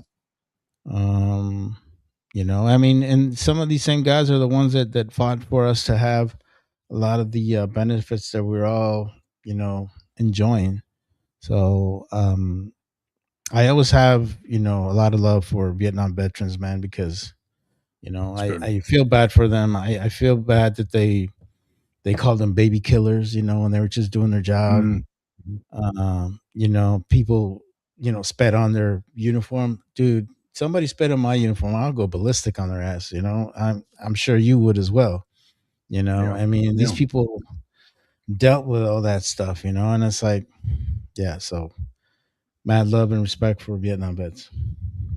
So are you looking to connect with these like senior citizens in these areas to talk to Yeah, them yeah, about this yeah. stuff? Actually, there's been quite a few of them. I talked to a couple of the directors, and I kind of explained to them what I'm doing, and they were all on board. They're like, "Yeah, man, we love to have you.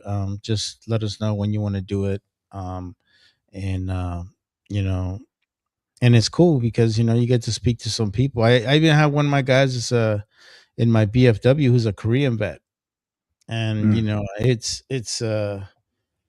he stays very active in the posts and stuff, man. So it's like one of those guys you got to interview, man, before he passes, because in reality, one Yeah. thing that I do like about my podcast is if you keep it going, man, uh, you know, those words that person said when they were alive, they can pretty much live in the interwebs for many years to come. And, I think we should never forget all those people that have made us, have made this country so great and the Yeah. sacrifices that they made.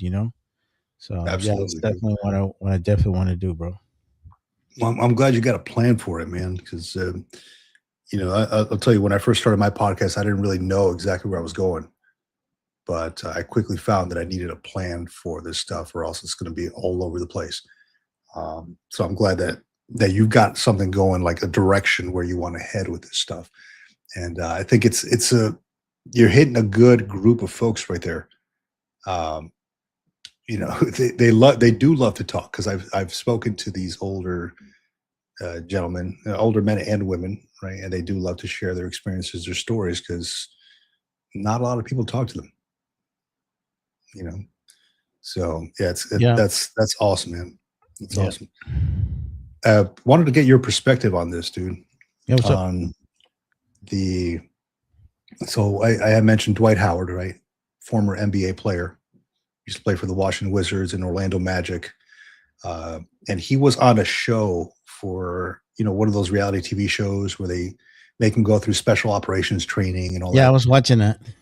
Yeah, yeah. So he's a tall dude on there, but Yeah.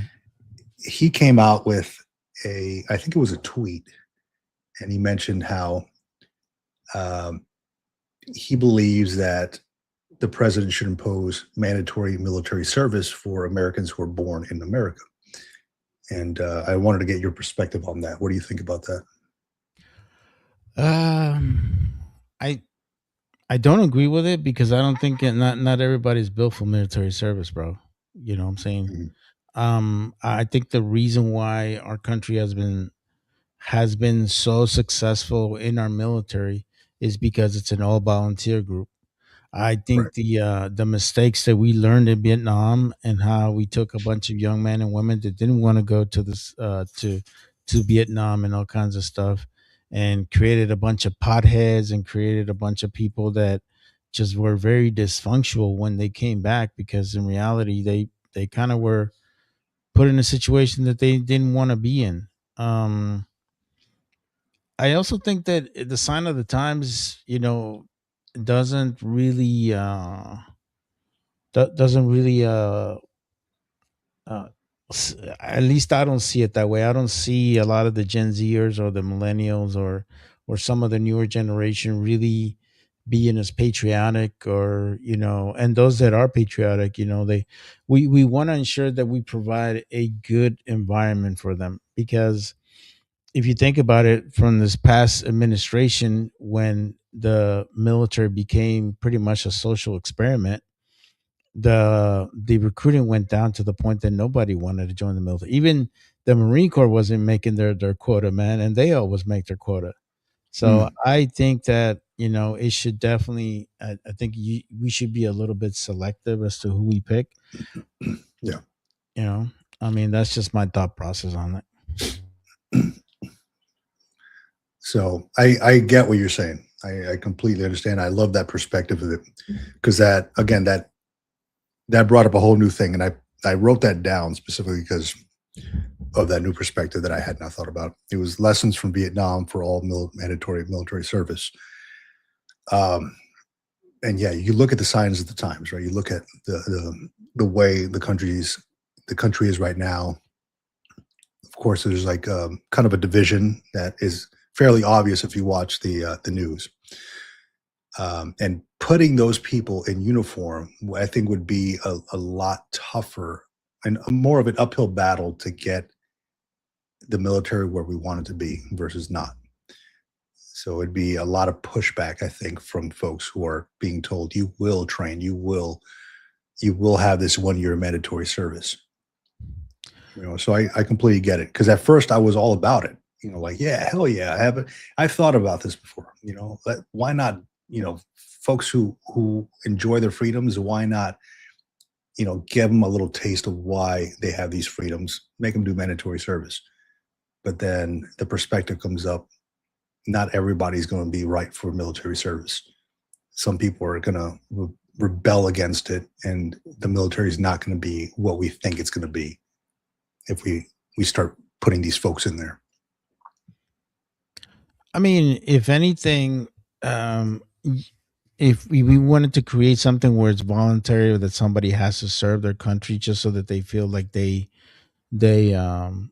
participated or helped in any kind of way. Yeah. Maybe create some sort of branch where it's they don't feel like they're in the military. They feel more like they're part of a group or part of the government where they're helping others. Not some sort of like some sort of department that's kind of a support of the Department of Defense, where they help out with administrative stuff, or they help out with payroll, or they help out um with Like some of almost like the, federal service yeah, kind of like a federal service thing, but or like a it's more, military thing. but it's more like in support of the military. Like, let's say you're not Mhm. part of the military, but at the same Yeah. time, you do have certain things that we would, yeah, kind of like a Peace Corps, like Anubis Mhm. was talking about it, kind of like that, where they still are joining. Not only that, but they get a trade, which is something that the country is really hurting right now. We Yeah. don't There you have a go. lot of we don't have a lot of people with trades, so like, let's say they come out of that, they come out with, not only helping their country, but at the same time gaining a trade, and at the same time supporting the war machine, if you want to call it that. That might be a good thing, in all honesty, because then it's just one less thing we have to worry about administratively wise. We don't have all these folks that are 42 alphas, which are like the armies, like the military clerks. Not to say that they're not vital, but I would probably say have less of that and have more of a support element that's more of a civilian, where it's a volunteer thing. I mean, not a volunteer, but let's say that it's something that's required for you to do. I think what it also does is it creates allegiance to your country. The biggest problem that we Mhm. have right now, especially with the newer generations, is they don't have allegiance to their country. They think that everything is just given to them. They don't stop and think about all the previous generations did so much for them to have what they have, and they take for granted what they have. So I would say something like that. I don't know. No, yeah, I appreciate that. And we're getting some good stuff from the chat here, from the comments. Like you mentioned, Nubis Moon mentioned adopt the Peace Corps into the military fold, which that's actually not a bad idea. I'm curious about that. Um, Charlton Zimmerman says, okay, if only here, actually let me put it up on the screen here. If only want all volunteer service, then end selective service, still mandatory for 18-26 males residing in USA. So what happens if you if folks dodge that? They're like, hey, we don't want to do it. Well, then there's consequences, just like anything else. I mean, all of us. I remember we There's a had to fine. we had to register in the selective service. I was like, the first thing I Right. did as soon as I graduated high school, they're like, send me a letter, say, hey, you need to register. It's the law. And I Mhm. was like, all right, cool. You Yep. know, Yep. I um, remember that. yeah. So I mean, it's just one of those things that you have to do just to be in compliance with the government. I think the biggest problem that we have in today's society is that they've forgotten what allegiance to your country is. I mean, you think about it, like the older generations. The first thing we did in the morning when we get to class is saying the Pledge of Allegiance, bro. Pledge allegiance. And it Yep. was just one of those things that it got ingrained into you. So as you got older, you knew that it's your country. You're pledging allegiance to your country. The biggest problem that we have with a lot of especially the newer immigrants, especially all these guys that came in and freeloaded off our stuff, is they don't have allegiance to our country. They don't care. They just want to see how much they can get out of us and the taxpayers. Yeah. And then that's I don't know if you're first generation American or what, but I know, like, I'll tell you, I am, and that was a big reason why I had joined the military, was because I felt like it was only right to be able to give back, right? And Exactly. I don't particularly like seeing people who come in to just take and not give Right. back. Right? It has Yeah, to I, be I it's am. like double. I am just like you. I am first elite, first of the that came into the country, and my thing is I wanted to serve because I wanted to get back to the country that gave me everything. Came from Guatemala, where at that time they were going through a lot of social injustices, and my uncle, who was a treasurer for a presidential candidate, he ended up putting a hit on him. We ended up having to go all the way to the border, and you know, and I remember back in the day, requesting for asylum was a whole lot different, man. They actually put you in a holding facility for like 6 months until they figure out, if your story is good or not. Really? Yeah, I I remember feel that. like those things must have been like overwhelmingly crowded Oh for six yeah, it was months at a time. crowded. It was crazy. I couldn't understand why there was like 40 kids in one classroom, and they were trying to teach us how to speak English and stuff like that. I remember all that stuff, man. And I never forget those things because um, I know that in order for me to become a U.S. citizen, I worked my ass off for it, and it wasn't given to me. I had to earn it. Mhm. And yeah, I remember one of the proudest moments I had is when I became a U.S. citizen. I was crying my ass off, like, like it Well, was for like good reason, right? You good earned reason, man. something that so many people Hmm. want. I mean, I know people who have applied for their visa, and it's been years, Yeah, and they've got no answer, right? yeah, no, and it's a Um, it's a it's a long process, bro.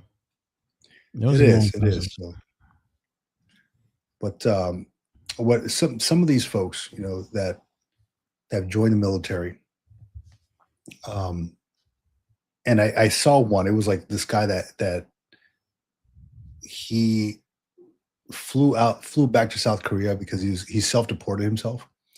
And I wonder, like, Mm, I don't know the process, right? Again, I was born in the US, right? I don't know the process of, and I've never really asked my parents about it, mm, of going through like the whole visa and all that. Um, mm. but I have to wonder, like, if you're in the military, like you can, it's got to be easier to start the process there, right? Because Well, you've got the yeah, legal office and all that. I actually did the package for 4 of my soldiers when I was in Iraq, and Hmm. they actually got sworn in one of the palaces, and they got to meet General what's his name? Was that Schwarzkopf? No, not Schwarzkopf. No, this is Iraq, bro. Oh, Um Man, who's that guy that Petraeus? They got to meet General Petraeus. Petraeus. I Okay. was pissed. I was like, that's bullshit. I'm the one that did all the paperwork for you guys. You guys get to meet General Petraeus. Kind of shit is that?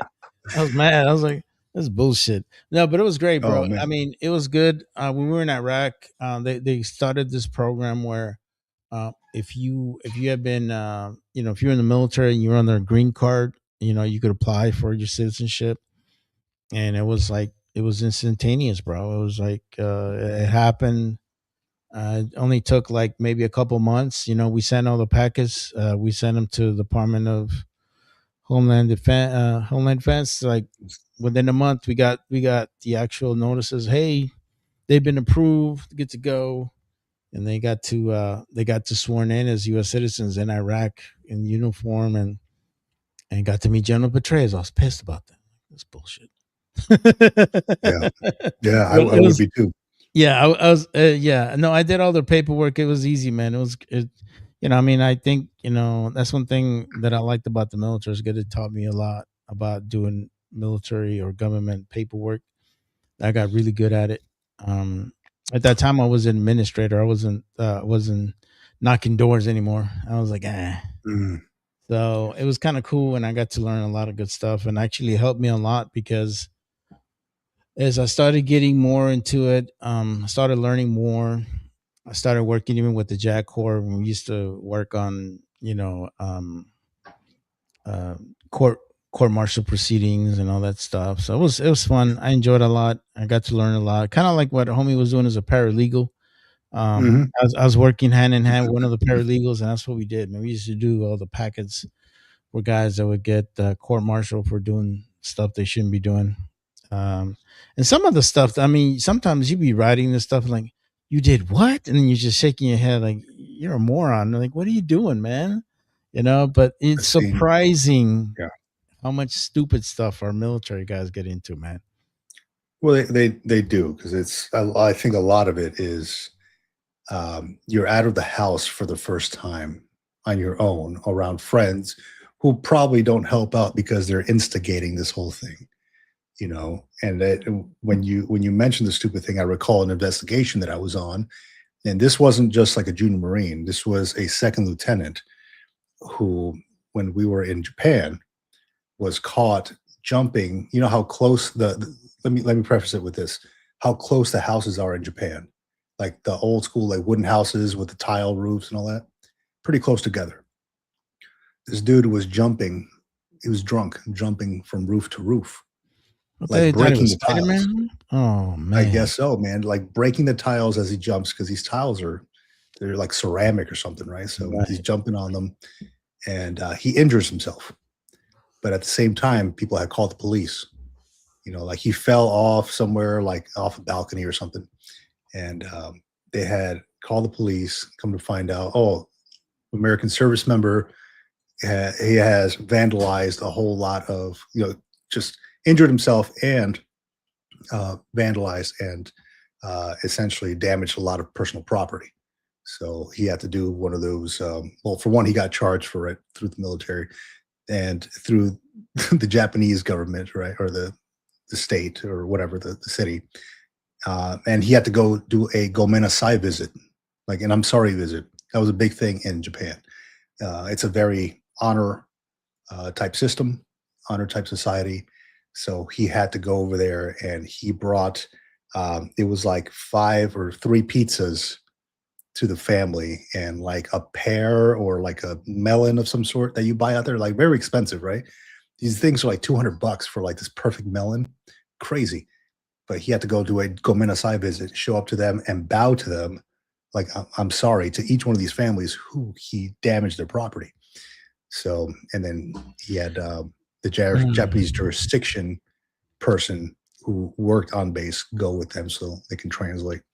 So Wow. very intricate, but it goes to show you it's not just the enlisted side too. The officers do a lot of dumb stuff as well. Yeah, I can imagine. Yeah. And that doesn't help the Japan US relationship because I know a lot of Japanese do not want the Marines in Okinawa. They haven't been wanting Yeah. them for years. Yeah. Especially with the So, Osprey when that came through. Holy crap. oh yeah, they really didn't like that. They really didn't like that. I shared a story about it when I was on mainland Japan in Iwakuni, Mm. and I went running on the seawall one morning. I had my headphones in, right? Seawalls are usually quiet. You've been out there, right? It's like the waves crashing up on the wall and all Right, that. right. One side's base, the other side's the regular. You're in Mm. town, and I ran around the corner, and I ran into a group of Japanese protesters who were facing towards the base as the Ospreys were like doing their training rounds and all that, because the Mhm. Ospreys were falling out of the sky around Yeah, that time, right? Around what, 2010, 2011, something like that. yeah, they were having all kinds of problems with them. Yeah. So something with the rotors, I'm not sure exactly, but essentially it was causing damage. And so there was a Oh, lot of Japanese protesters out there. Go home, Americans, go home. This, but the thing is, they're not rowdy. Like yeah. Oh, yeah, they're they're very just like, respectful and stuff like that. yeah. I've always loved I Japanese saw them people. all protesting there in a group, and I was like, oh. But then they just looked at me and they just continued on. Yeah, Yeah, okay. very respectful. Well, that's good, man. No, I've Yeah. always liked that about Japanese people. They're very respectful. But they really. One thing I noticed about Japanese society, they don't do like foreigners don't do well with them. Like like as far as like somebody sitting next to you in the train, they don't do that. Mhm. They don't sit next to you. Yeah. They really don't want to associate with you. They have like all these stereotypes towards foreigners, which is I find that a little bit on the weird side. But I mean, Yeah. they are who they are. Mhm. Um, so you gotta deal with it as best. I mean, honestly, personally, I would not want to go and visit Japan. I don't see I don't see a real need for me to go over there. Like, oh my God, Tokyo. No, like, dude, no, I don't think so. Like, Tokyo's massive, bro. It's a It massive is. city, bro. It'll It can take be a you little overwhelming sometimes. a little, a little. I mean, it's a lot overwhelming. I like countryside, man. You know, take me anywhere in any country. I love the countryside because the people are down to earth. Mhm. They really appreciate people who are different than they, and they kind of bring you into their culture, which is kind of cool. Like my wife has this thing about she wants to go to Paris. I'm like, oh my God, I do not want to go to Paris. But I told her, all right, check this out. I'll we'll come up with a plan. I told her, okay, you get to spend 2, 3 days in Paris, but I get to go to Normandy because I want to go to Normandy. I want to go visit that area. Yeah. And she's like, okay. So yeah, Why not? yeah, I'm hoping that's probably gonna be coming next couple of years that we'll be doing that. Um yeah, I know, bro. Trust No, me, man. I know. take wifey to Paris, bro. Yeah, I know, man. Just I You am know like it. I don't But like the it's got to French. be a little I bit don't for both, right? Yeah. I don't like the French, especially in Paris. You know why? Because they want you to speak their language. I'm like, motherfucker, I'm here for 3 days or 4 days. Like, why do I want to learn your language? Just I learn a don't little bit, man. Learn 3 I words. learned a little bit. Yeah, but I'm like, I am not gonna go out of my way to learn your language. It's just not my thing, man. It sounds kind So of goofy, anyways. But I'll tell you. So Japan has a lot of countryside, a lot of it, and it's funny because a lot of the young people there's a lot of towns in the countryside that are just desolate. There's nobody living in there, oh really? right? Yeah, there's houses there, but it Hmm. might be like a very low population because a lot of the younger Japanese go to the cities to live. So they're actually like a lot of these homes are very cheap to purchase out there because there's really Really? nobody living in these towns. But the Japanese countryside is so beautiful. It's amazing. It's amazing. I can Um, imagine. but the big cities, like you mentioned, Tokyo, can be overwhelming. Like they have Yeah. Shibuya Crossing. Hmm. It's like the biggest intersection in the world. I was at the red light. I had rented a car. It's got so many different ways. I'm like, I don't even know which way is straight because you got all these crosswalks Hmm. and you got all these ways you can drive. I'm like, I You're just a need to brave get to man trying to drive in this way. Tokyo. Yeah. Well, I'll tell you, man. Well, there's a Navy base right next to Tokyo called Yokosuka. Oh, oh, So we okay. would stay there. And we stayed over there, and I figured let's just drive to Tokyo. It's only like 10 minutes away or something, or 20 minutes away. And sure enough, it was like it was crazy to drive out there. It was. I mean, our we had a little car too, so it was fun, but it was a little crazy to drive out there, especially around that area. But a lot of it is just a lot of highways, a lot of good, nice little landscapes. But yeah, man, Japan, I would go back there in a heartbeat, dude. I would. I really would. Yeah. I've always liked the countryside. I did meet a lot of good people from Italy when I was in Iraq. I stopped through, passed through southern Iraq, going to Baghdad, and we stopped in um, Tilio, and we Mhm. had the Brits. I mean, not the Brits, the Italians there, and became good friends, man. And I was like, a lot of them were telling me where they lived. They all live in northern Italy, away from Mhm. all the big cities. Like, dude, come on over, man. We'll treat you good and stuff like that. It was funny because I just out of the blue they made this big old feast for us, bro. It was crazy. It was crazy. I mean, the table was just full of food, and I was like, whoa. I'm like, it was awesome. Really like the Italian people and how they interact with others. They're very welcoming and stuff. So Yeah. definitely want to go check out Italy for sure. Um, Yeah. You know what I liked, and you're talking about different folks, different cultures, and all that. mhm. When I was in Guatemala, I talk a lot about it on here. Went out there for a my anniversary with my wife. But when we went out there, they had all these little hotels around Lake Atitlan, right? Little like I don't know, self-run, self-owned hotels or whatever. Um, one of them, they had this community dinner. And I'm like, okay, well, I've never done that before. That sounds like fun. They're like, oh yeah, you pay here. It's a 3-course meal. Come back at like, I don't know, 6 p.m.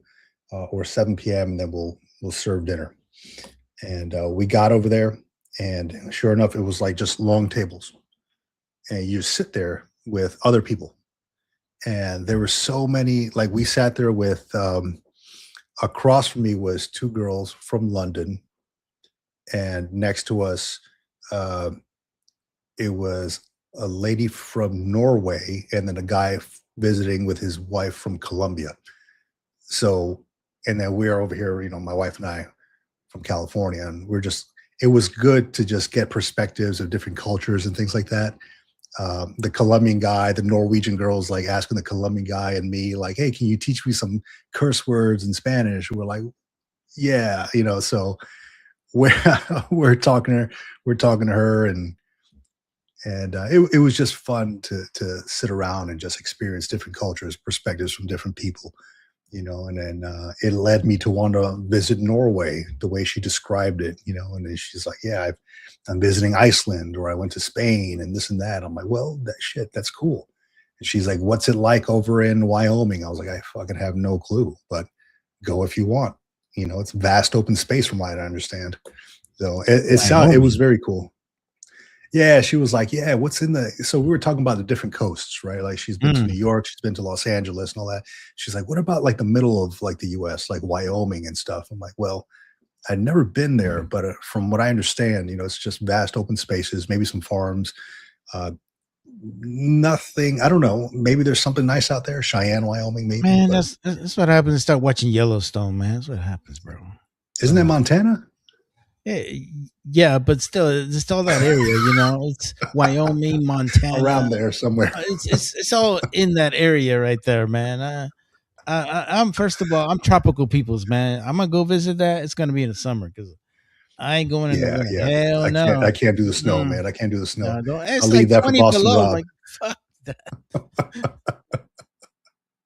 No, I can't do that, man.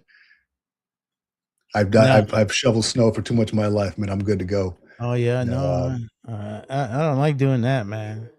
I don't like doing that at all. But I'll go out there like visit like Iceland or something like that for like a week. But I ain't staying there long term. No, I definitely would love to check out the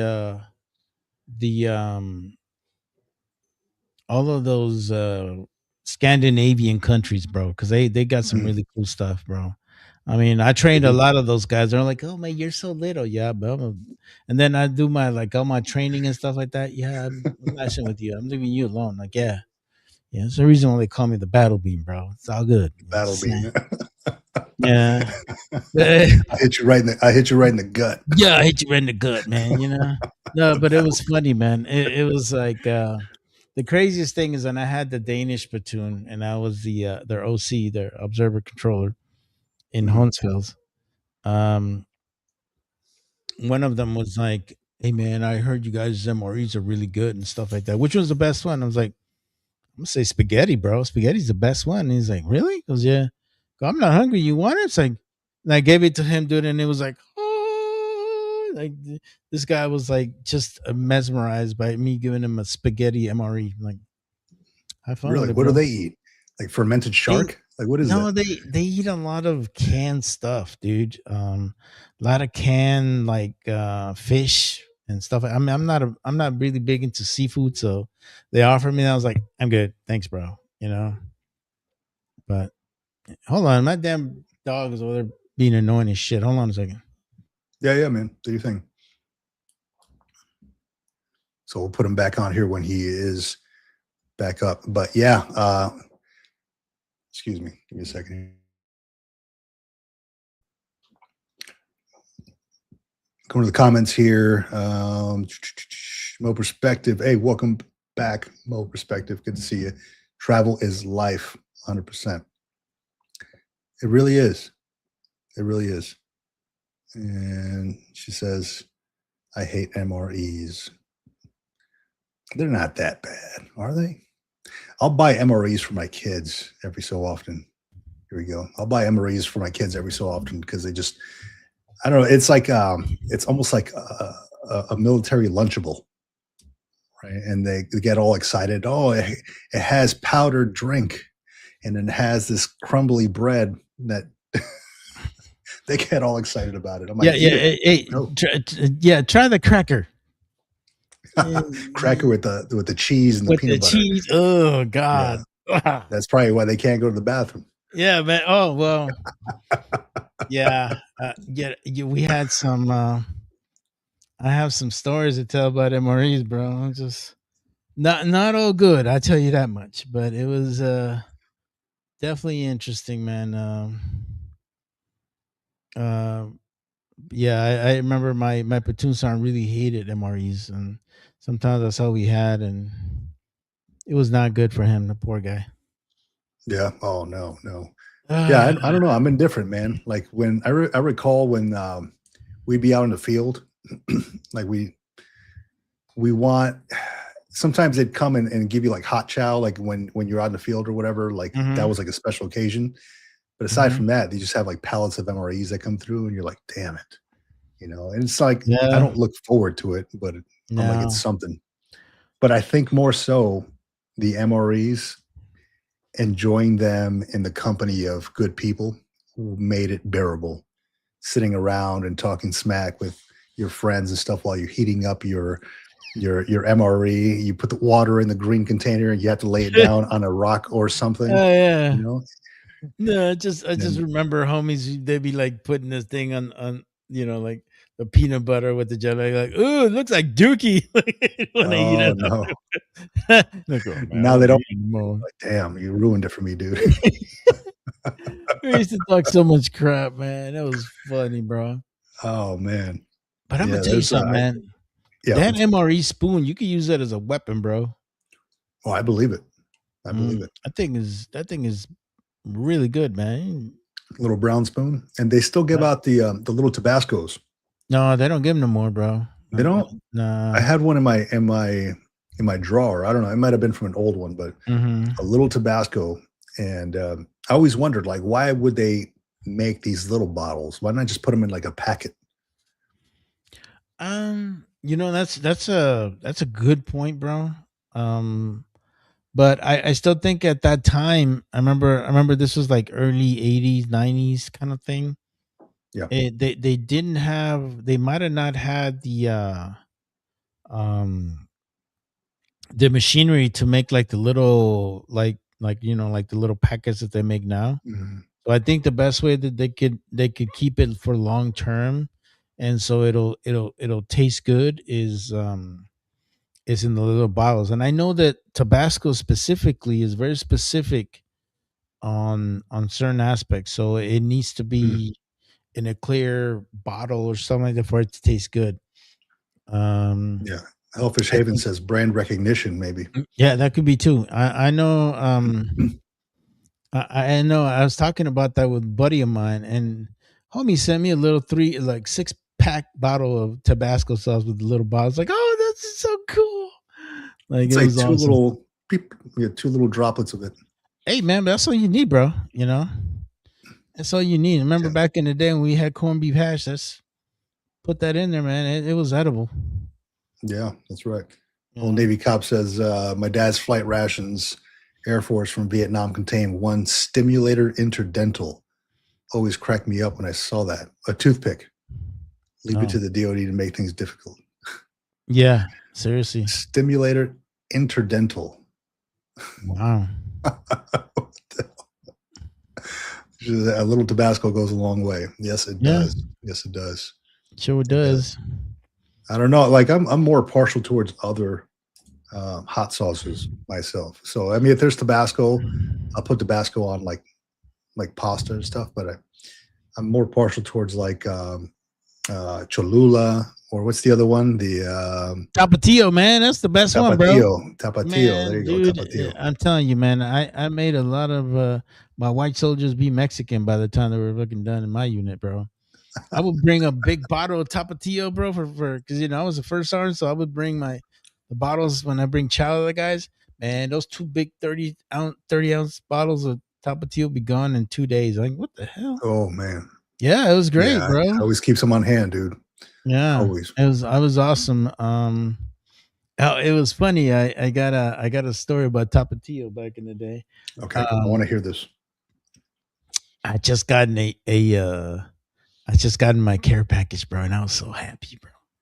At that time, I was in Balad, right? In Balad, and they had put me in this camp, little like inside the camp of a camp kind of thing, and it was all like the top dogs, bro. I could tell the people that don't exist, the guys with the 3-letter syllables and all that good stuff. Yeah. So, and we had our own chow hall, right? So it was chili mac time, bro. I was happy as hell. I just got my That's a bottle of good one. Tapatio.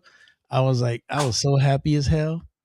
And I get in there and I sit down with my chili mac and I start putting a little bit of Tapatio and I'm getting all excited, right? And there's this guy, can't really say, but I know for a fact that he was with the what do they call it? He was with the team, right? Yeah. And he was like, "Hey, what do you got there?" I go, "Tapatio," and I showed it to him. He's like, "Is that stuff any good?" I'm like, "Oh yeah," and he's like, "Can I get some?" I'm like, "Yeah, man, come on." And I gave him the bottle, and he just kept putting it on his chili mac, and I was like, "Hey, bro, you got to take it easy, man. It's, stuff gets hot if you put too much on it." And he's like, "I'm from Louisiana, man. We know hot sauce." I'm like, "Okay, bro. Okay." And it was funny. He got some, and then he started put like two teaspoons of got a big old thing of chili mac in his mouth. He started going like this. And all of a sudden he just walked away because it was too hot. Oh no. I told him, "Bro, I told you gotta take it easy on that stuff." He's like, "Oh man, that stuff is hot." I'm like, "Yeah, dude, it's not. You see a little Mexican dude in there? It's hot, bro. You're not gonna put a mariachi." There's a reason why guy. he's smiling. Yeah, He's smiling. yeah. It was funny. Oh, that's good, man. That's good. So I went to a little like a street taco place when I was in LA not too long ago, and I cannot remember the name of this place. It was like a very kind of rundown. It had good reviews, but it was like I pulled up to the parking lot in like the middle of the shopping center, and it was nighttime, right? And it was it looked very sketchy, like very rundown. Oh, the best places, bro. What are you talking about? Yeah, they are the best places, and I'm like, okay, this is very sketchy, but I bet their food is freaking outstanding because there's a ton of people in there. Right? That's when that's a good spot. Yep. And I went in there, and some of the best salsa I've ever had, like spicy, but not overwhelmingly. I was like, man, I got to go to this place again. I'm willing to drive 2 or 3 hours just to go back over here and try this. There's another spot in Las Vegas, and they have one in San Diego as well called Tacos El Gordo. I don't know if you ever heard of it. Yeah. Tacos El Gordo. Yeah. Holy crap, man. That that is amazing, dude. I might have to I thought about making the drive over there just to go to it again. Do you guys got a El Gallo Hito in San Diego? I don't know. If we do, I've not been there. El Gallo Hito. It's got a big old freaking rooster. A place is bomb, bro. It's in LA. And you can get pretty much anything you want there, bro. Anything Mexican wise. Best tacos, best burritos in the world, man. El Gallo Hito. It's bomb, bro. El Gallo Hito. Maybe I'll put that on my 2026 list. Oh yeah, you need to go check that out, bro. Yeah, it was amazing. Really love their food. Tacos Mexico, it's pretty much a staple in LA too. I don't know if you had a chance to go there. You know what I've noticed with a lot of Mexican food places, especially around here in Southern California, is a lot of them end in Bertos, but just put any name on there.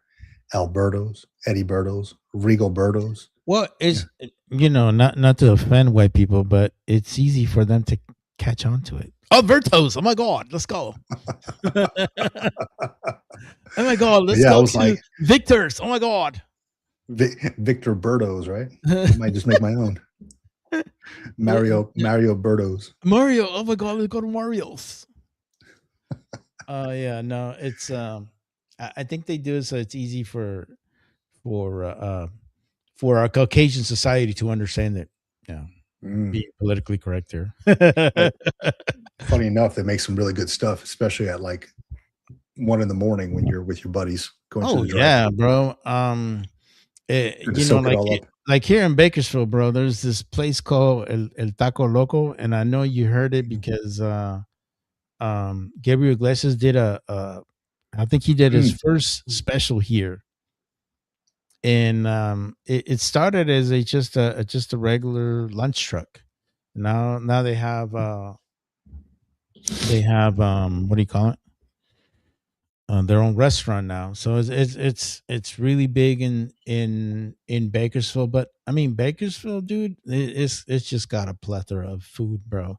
The Yeah. good thing about living here, bro, is that in every corner there's some people that make some of the bombest tacos ever, bro. And it's like, we have a lot of people that make um al pastor here.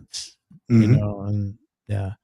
And I got a good friend of mine that actually makes this he has his own restaurant. He makes this thing called the California burrito, and it's got like his own special sauce, and it's bomb, bro.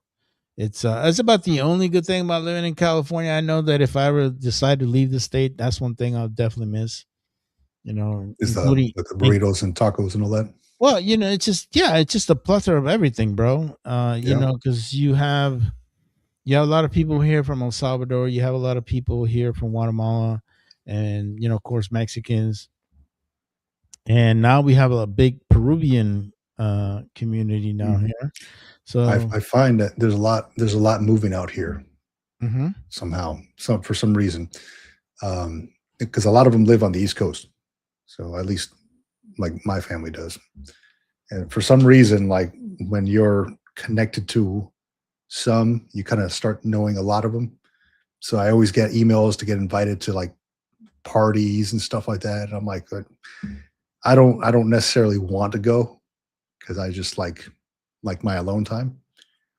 But I do get invited to a lot of them. Like, hey, we haven't seen you in a while. Come out to La Fiesta, whatever. I'm like, Yeah, like my wife did. one of these days. Yeah, my wife when we did the 1 year old birthday for my 1 year old grandson, she had fucking this lady making pupusas right there in my backyard. You're making them right Yeah. there. We had tamales. Um we had pupusas, tamales, and then some other lady brought like Guatemalan tamales, bro, Mhm. and other people just started bringing like pastries. Like that's one thing about my wife. Like she's good with everybody at work, and whenever she invites people, like they just bring their own stuff too. Like I remember they brought like this the agua fresca, like Oh, the fruit delicious, dude. I love drinks, that stuff. yeah, all that stuff, bro. And I was like, baby, I was like, where's all this food coming? I was like, people just brought it. I was like, okay, that's what I'm talking about. Yeah. It Oh was man, great. I love me some agua fresca, man. I do. Oh yeah, Anytime there's a couple markets out here, Mexican markets, and every time I go out there, I'll pick something up, and yeah, it always. I mean, it tastes healthy, right? It tastes good. yeah. It's healthy. It's just Yeah. fruit and a little bit of And water, water, and that's like the it, man. essence. Yeah. Oh, and then Yeah. they brought champurrado too. I don't know if you guys know what champurrado is, but it's kind of a Yeah. mixture of hot chocolate with I don't know. It's kind of hard to really explain it. Like You just spices, got no? yeah. It's got spices and all kinds of stuff on it, man. It was good, bro. It was like, I mean, it was hopping. I can't believe it. And it was cold here. It was cold, and we rented a tent. I have, two of my little heater things, So it was Mhm. it was good, man. I was surprised how many people showed up. Like my backyard was just full of people. Like, what the hell? Where do these people come from? Oh yeah. Yeah, but Yeah, my man. grandson got a bunch of gifts. He got a bunch of money, so I was like, "Yep, it's good. This That's is for good." Christmas. No, it's for his first birthday. Oh, for his 'cause birthday. yeah, Okay, yeah, that's right. That's right. he was born January. I mean, sorry, December. I think it was 11th or something like that. Oh, Yeah, just recently then. yeah, no, yeah. So this is his That's first awesome. birthday. I'm sorry, it was no. He was born December 13th. December 13th is when he was born. So yeah, One he more thing you actually got to got. keep track of, man. Oh, I know, Birthdays. man. I suck at You got it in your dates. notes. Yeah, yeah. And thank God for Apple phones and putting stuff in there, bro. Because if not, I'm not gonna get a little TTD, and I'm like, Oh, what the hell heck no. happened, That's man? funny. I got all my stuff on the calendar, dude. It pops up like, Mm. oh, an anniversary. I know when the anniversary is, but just in case I freaking land on my head and I don't remember, I'm trying to be in good with the wife. Yeah, Real quick, I'm gonna go to the comments here real quick. yeah. Let's do it. Navy Cop says, "Did you hear that they are getting Chef Robert Irvine to work toward overhauling the Army Yes, mess halls? I saw Dude's a that. beast." It's more Yes, gooder. I like it. yes, I like it. Gourmet meals. I like that. Let's see. Boston Rob says Las Vegas has the best ribs in a hole in the wall joint called Ellis Island, which is in the Super 8 motel Oh slash man, that's casino. what I'm talking about. Yeah, It's that's ghetto what you know it's good. fabulous. A cab driver gave me the recommendation about 15 years ago, and I return every trip. I might have to check that out. Oh yeah. You know, I'm not a big fan of going to Vegas, dude, but if I ever Yeah, I do don't either, go, man. I yeah. don't either because my friends they always do the damn reunion in Vegas, and I'm like, oh, dude, like I hate Vegas. I hate dealing with those damn people. But I'm gonna do it this year just because it's you got to do it. And there's nothing greater than going to Nellis Air Force Base, using their golf court, and watching a bunch of drunk ass fucking infantrymen trying to play golf. Uh, yeah, it's gonna be great. I love. I'm just going just to go and see it because it's like it's got to be cool. I never played golf in my life. I understand it perfectly. I love watching. I think the only the only I think the only golf tournament that I do watch is the U.S. Open. I love the U.S. Open. I do love the Masters too, but I love the U.S. Open because it's the most democratic. You can just be a regular guy, golf pro, and if you qualify in regionals, you get in. You know, Yeah. you I'm sorry, you win your regional, you win. So it's like I love that. Well, you got one up on me because I don't really watch any of that stuff. I did try playing some golf with, oh god, it was PGA Hope, this organization, nonprofit, and essentially they teamed me up with a golf pro to show me how to play golf. And very cool organization, man. Like they let me use their golf clubs, and at the end you actually play 9 holes with everybody else that you were in there with. So there Oh, was like 20 nice. people there with me. That is Very cool, cool. man. There's That another is really organization out there. I forgot the name of it, but essentially you go through like different classes of golf with them, and at the end of the golf classes, they give you your own set of clubs. I'll have to find out what that organization is called. Oh yeah, dude, you need to find that out for me because I'm like left-handed clubs. They're expensive, bro. I'm like, if I can get somebody to Oh, hook me maybe. up, I'm down. Hell yeah. It says I'll put a group of drunken sailors up against your drunken infantrymen anytime. I'm down, bro. Bring it. That'd be awesome. What do we call that? Army Navy golf? I don't know. I mean, as long as is Navy Cop's he's gonna have it in he's gonna have that fight in the water. Oh yeah. You jump in the water first. Yeah, I know. I'm not doing that. Hey, Navy Cop, by the way, dude, if you do go to Vegas, bro, you have to visit the Hoover Dam, bro. It is a must.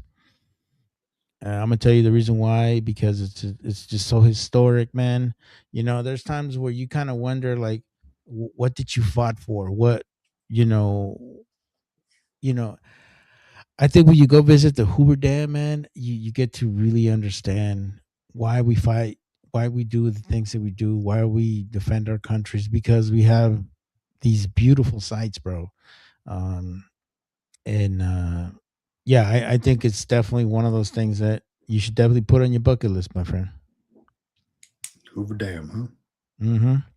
All right, so you give me 2 places I got to go check out now. Yeah, Hoover Dam is more gooder. El Gallojito and Hoover Gallo Dam. Hito. It's Giro. Hito. El Gallojito. All right, I had it with T. Gallojito. Yes. And yeah, Hoover Dam is way more gooder, man. You got to go visit it. I like it. Yeah, I was trying to figure out where we should go because we're planning a trip here with my kids for their spring break. I'm trying to pinpoint where we want to go. I've not been to like the middle of the U.S., like the Midwest. So I'm like, that'd be cool to go check it out, right? To go see what's out there. I imagine it's just a bunch of farmland. I'm sure that there's a lot more out there than that. But I mean, there's like the Grand Canyon, potentially, Hoover Dam, but that's out in Nevada. Just trying to figure out. So I've got a bunch of places on the map kind of pinpointed out. A lot of places that I've been looking on Airbnb. But if anybody out there has any recommendations in the Midwest, maybe that we can go and stay, good spots, I'm all ears because I'm trying to lock this stuff down. I don't know, but my inner brown neck says Branson, Missouri. Branson, Missouri. What's in Branson, Missouri? It's very oaky. It's very kind of a country feel about everything. There's a lot of cool historical stuff about the West and how they do farming and stuff like that. And it's got the largest bass pro in the world. It's more gooder. I like it. Branson, Missouri. Okay. Yeah. Branson, Missouri. It's really cool. I like anything that has to do with agriculture and history and stuff like that. I think Branson, Missouri, it's one of those. I mean, a lot of people say, "Oh my God, it's so rednecky and stuff like that." But here's my thing: those are the best damn people, man. They really are. Redneck people are the most nicest people. They have good food. They have a lot of good comfort food that you regret later, but you enjoy it. I was what was it? I was looking at like Texas. There's a spot in Texas that's kind of like that. But I don't know. I've never been to Texas. I don't know why. Anytime I tell people that, they're like, "You've never been to Texas?" Like I need to be there for something. Yeah, you do need to be there. You need to go and experience an HEB, bro. And what? HEB is a supermarket / everything else. Think about putting the whole like a Buc-ee's meets Walmart type of thing. Oh yeah, man. They have everything in the HEB, bro. You got to go and experience a Whataburger. I know a lot of people don't like Whataburger. I like Whataburger. I think it's cool. If you want to go, like I would tell you, go to Fort Worth when they have the what do they call that day? The Fort Worth days or the it's like they do this big spectacle, like when they bring all the cattle, because back in the day, that's where all the cattle would bring in, and they would move it from place to place, around the country. The stockyards, yeah, the stockyards. I think you should definitely go check that out, and I definitely think you need to go check out Billy Bob's in Dallas. Billy Bob's is a restaurant inside of a bull riding arena area thing, man. So you can be having your munch on and watching bull riders. I mean, you can't get any better than that, bro. I mean, it's more gooder, and you can definitely go to New Braunfels and go to Schlitterbaum, which is like one of the biggest freaking water parks ever. I mean, there's a lot of good things to do over there, bro. All right, you're bringing us some good stuff on there. I know Boston Rob says NOLA. Fan of NOLA for the food and the culture. That was also something I was looking at as well. I've never been out there. My wife has, speaks good things about it. She's like, it's very different than the rest of the country. Yeah, Shreveport's also another place I would recommend. I've Yeah. been to Shreveport a lot. Really good stuff there. Yeah, man, our country is just beautiful, man. It's just you got to go and explore it, man, because before you know it, you won't be able to get a chance to do as much, or you won't be able Yeah. to spend time with your family like you want to, man. You Right. know, Right.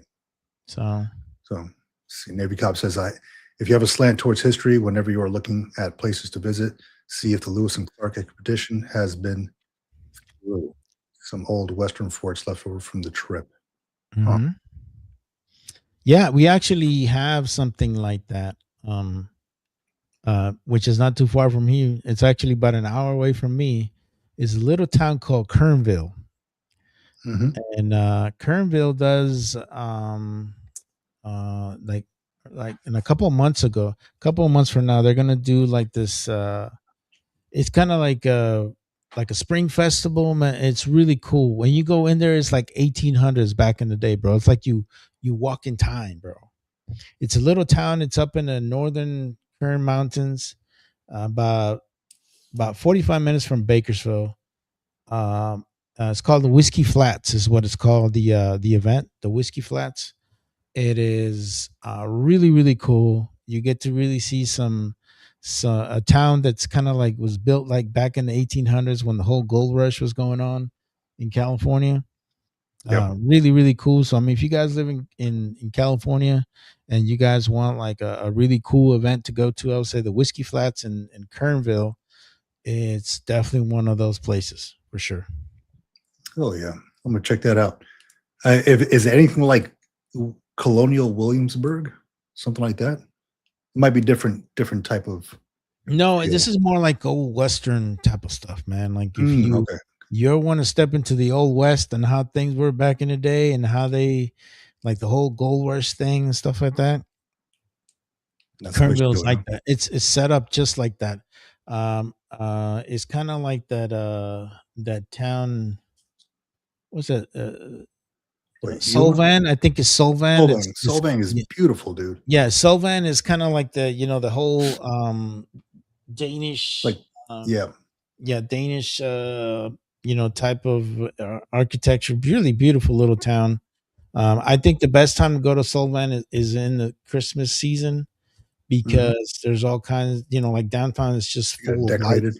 Yeah, super decorated. It's super Yeah. beautiful, man. Solvan Yeah. is a beautiful little town. Yeah. It's kind of It was an RV, hmm and we went up towards Solvang, and hmm we went up to this place called, I think it was Silver Lake or Gull Lake. One of those beautiful place, man. It's hmm just around just forests around these beautiful blue lakes, man. Yeah. Um, and then they had just took my kids up there, and they had these ropes hanging from the trees. Not hmm like that. I'm talking about like the swing. I'm talking about the swing, right? So we were in the freaking trees into the water. It was cool. It was He cool. Rented a said, boat and "This stuff is like not that. like the South, okay?" No, trust me, dude. Oh I've my lived in god. the South. I not like that. No, but it was fun, man. We rented a boat out there. We went out to these little ropes, climbed the ropes, and like Mhm. swung from them. Pretty cool, Yeah, man. man. Yeah, that's cool. That is definitely cool. And there's also whitewater rafting here for all those folks that like to do that kind of stuff. And you live in California, just go to freaking Kern County, man. They do whitewater rafting up north in the past Kernville. I think it's I forgot the name of the town, but yeah, if that's your thing, man, have at it. It's gonna start in the springtime. Usually runs till like June or July when the currents are really, really hardcore. Because the Kern River, man, that little river. It's pretty potent. Yeah, Yeah, check it out. yeah. Just don't go swimming in the Kern River, please. Please don't do that. No, no, Too no, many no. people have died in that river because of it. Shit. Yeah, a Dave lot. Cop And you'll says see it too. You start driving towards the Kern River, they have a big old sign, XYZ, how many people have died. that's rough. So that's why I was happy to be stationed out in Virginia for a short time to be able to visit the Revolutionary Civil War battles. Nothing like seeing cannonballs that's still wedged into buildings. Yeah, that is Oh, that is man, cool. that is cool. I love that. I did a battle study out in St. Petersburg. It was out in Virginia. It was like a little battle area, um, and they had like the base of houses still standing. Mm. The story was, if you ever watched like Mel Gibson's The Patriot, where Mhm. like out in his front yard he could literally see the battle there. Right, This right. family's house was erected there, and they could. I mean, it was destroyed, right? But they had the battle right there in front of their house, essentially, like on their porch, Wow. which is pretty amazing to be able to see that. Can you Imagine that, imagine like that, opening man? your doors and seeing like British and American soldiers just going at it with Yeah. muskets like a foot away from their face. Yeah. Oh yeah. And you know, you stop and think about what a cannonball does to a body, bro. I mean, just decapitate Oh, you, bro. It'll, just cut you in half, man. yeah, Yeah. I can imagine. Yeah, Boston Rob here says, if you're open to Canada, Banff. Yeah, Banff National Forest. Yeah, and the Canadian Rockies is amazing. We took a family trip there in 23. I've heard good things. The water looks amazing out there too in Banff. Banff. I haven't. Oh, so that's in the western side. So it's more like in Alberta, Mhm. correct? I think so. Whatever is above us. Yeah, Alberta Just look up. Yeah, I know. Vancouver's up there. I know that.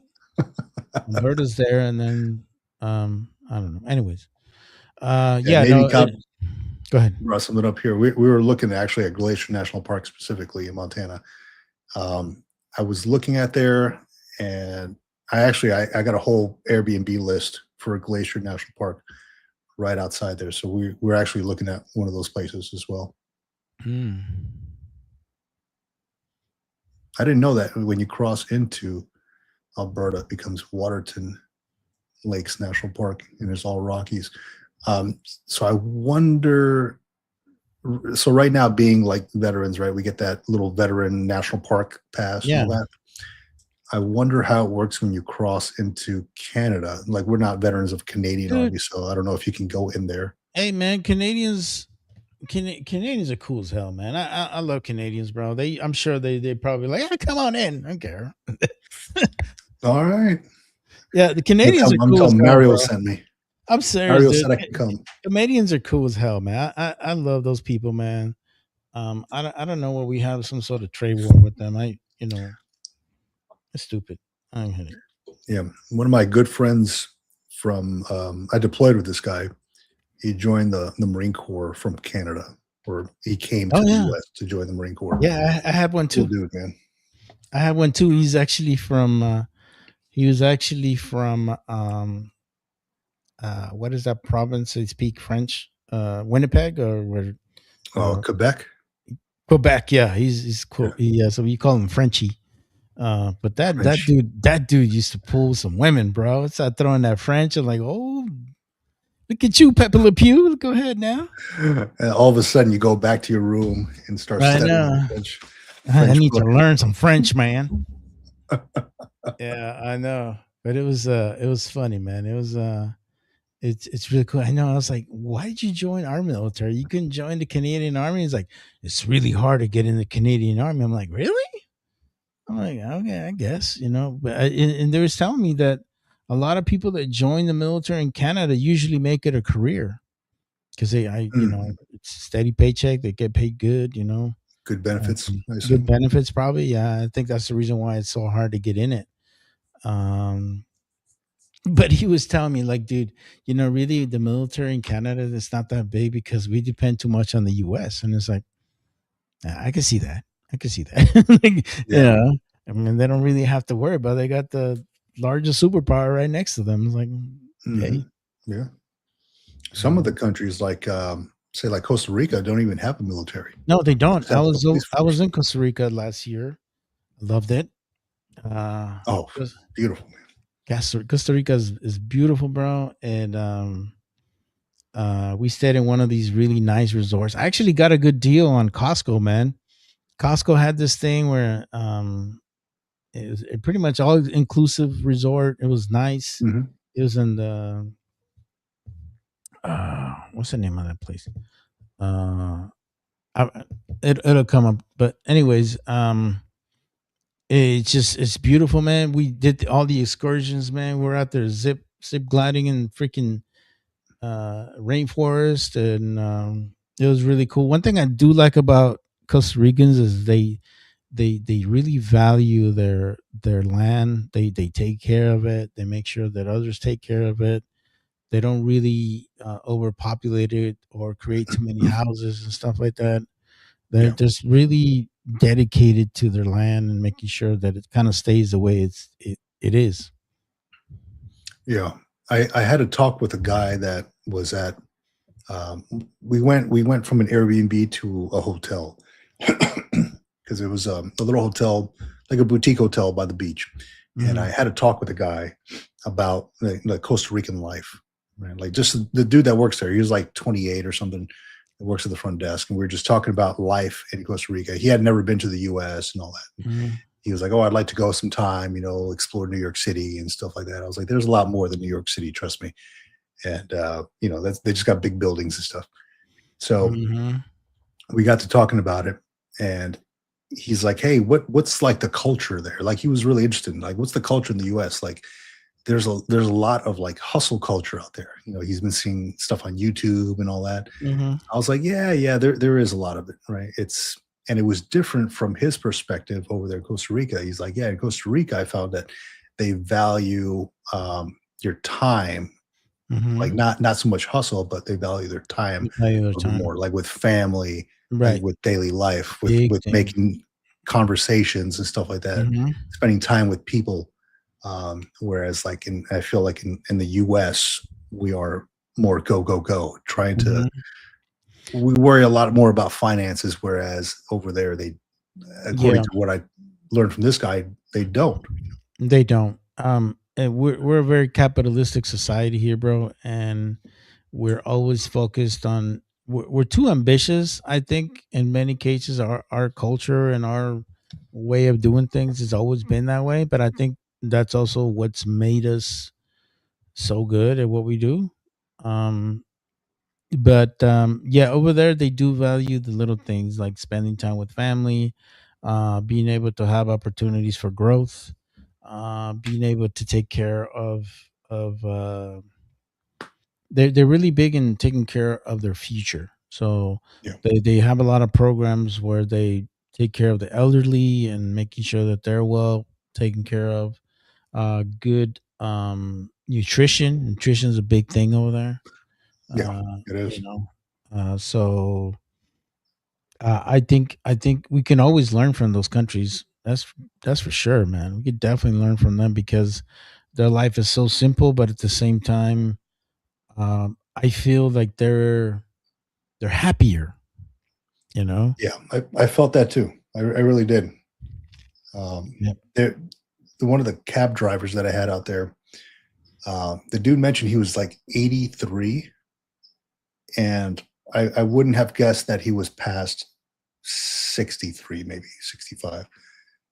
Really youthful, really like conversational, and and I'm like, what's your secret, dude? Like, what your 80s? Usually people that I see in their 80s are like having trouble walking and stuff like that. This dude's waving at people as he's driving by, talking and having a conversation. He's like, dude, it's all about our daily life.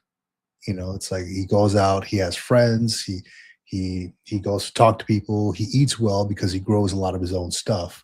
His friend has this he has what cattle and sheep, so there's like he knows people who sell the meat, right? Who on these farms. So he knows a lot of folks. Like he eats well, he gets out to get sunshine, he has conversations, he laughs a lot, he has a good relationship with his wife. So I was like, man, that all sounds like the perfect mixture of a good life, and probably why he looks so youthful in his 80s. Where Yeah. And I when think I it also it has to do with that with you just said it. They grow their own food. I remember mm, back in the day when I was in Guatemala, we had chickens. We had we would grow our own stuff. We grow corn. We grow like green beans and stuff like that. All this little stuff cuz my mom used to grow all this stuff. And of course, I didn't care for it when I was a little kid. I was like, oh, all these vegetables and stuff like that.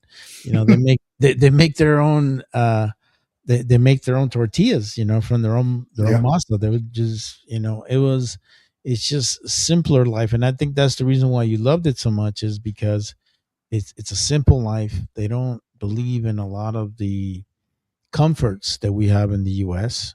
I didn't Mhm. think I think I think the U.S. is just a little too structured on comfort and everything being so convenient. Where they make their own food, they make their own bread over there, bro. A Yeah. lot of people make their own bread. They had these ovens made of adobe, and they make their own bread in the morning, so they can enjoy it for the evening and stuff like that. I mean, simple life, bro. And I think that's the reason why you loved it so much is because they don't focus so much on this thing. They don't focus so much on on on all this other stuff where we're for us it's like in our society is that we have to be in constant contact, like if I need to get a hold of somebody, it has to be immediate.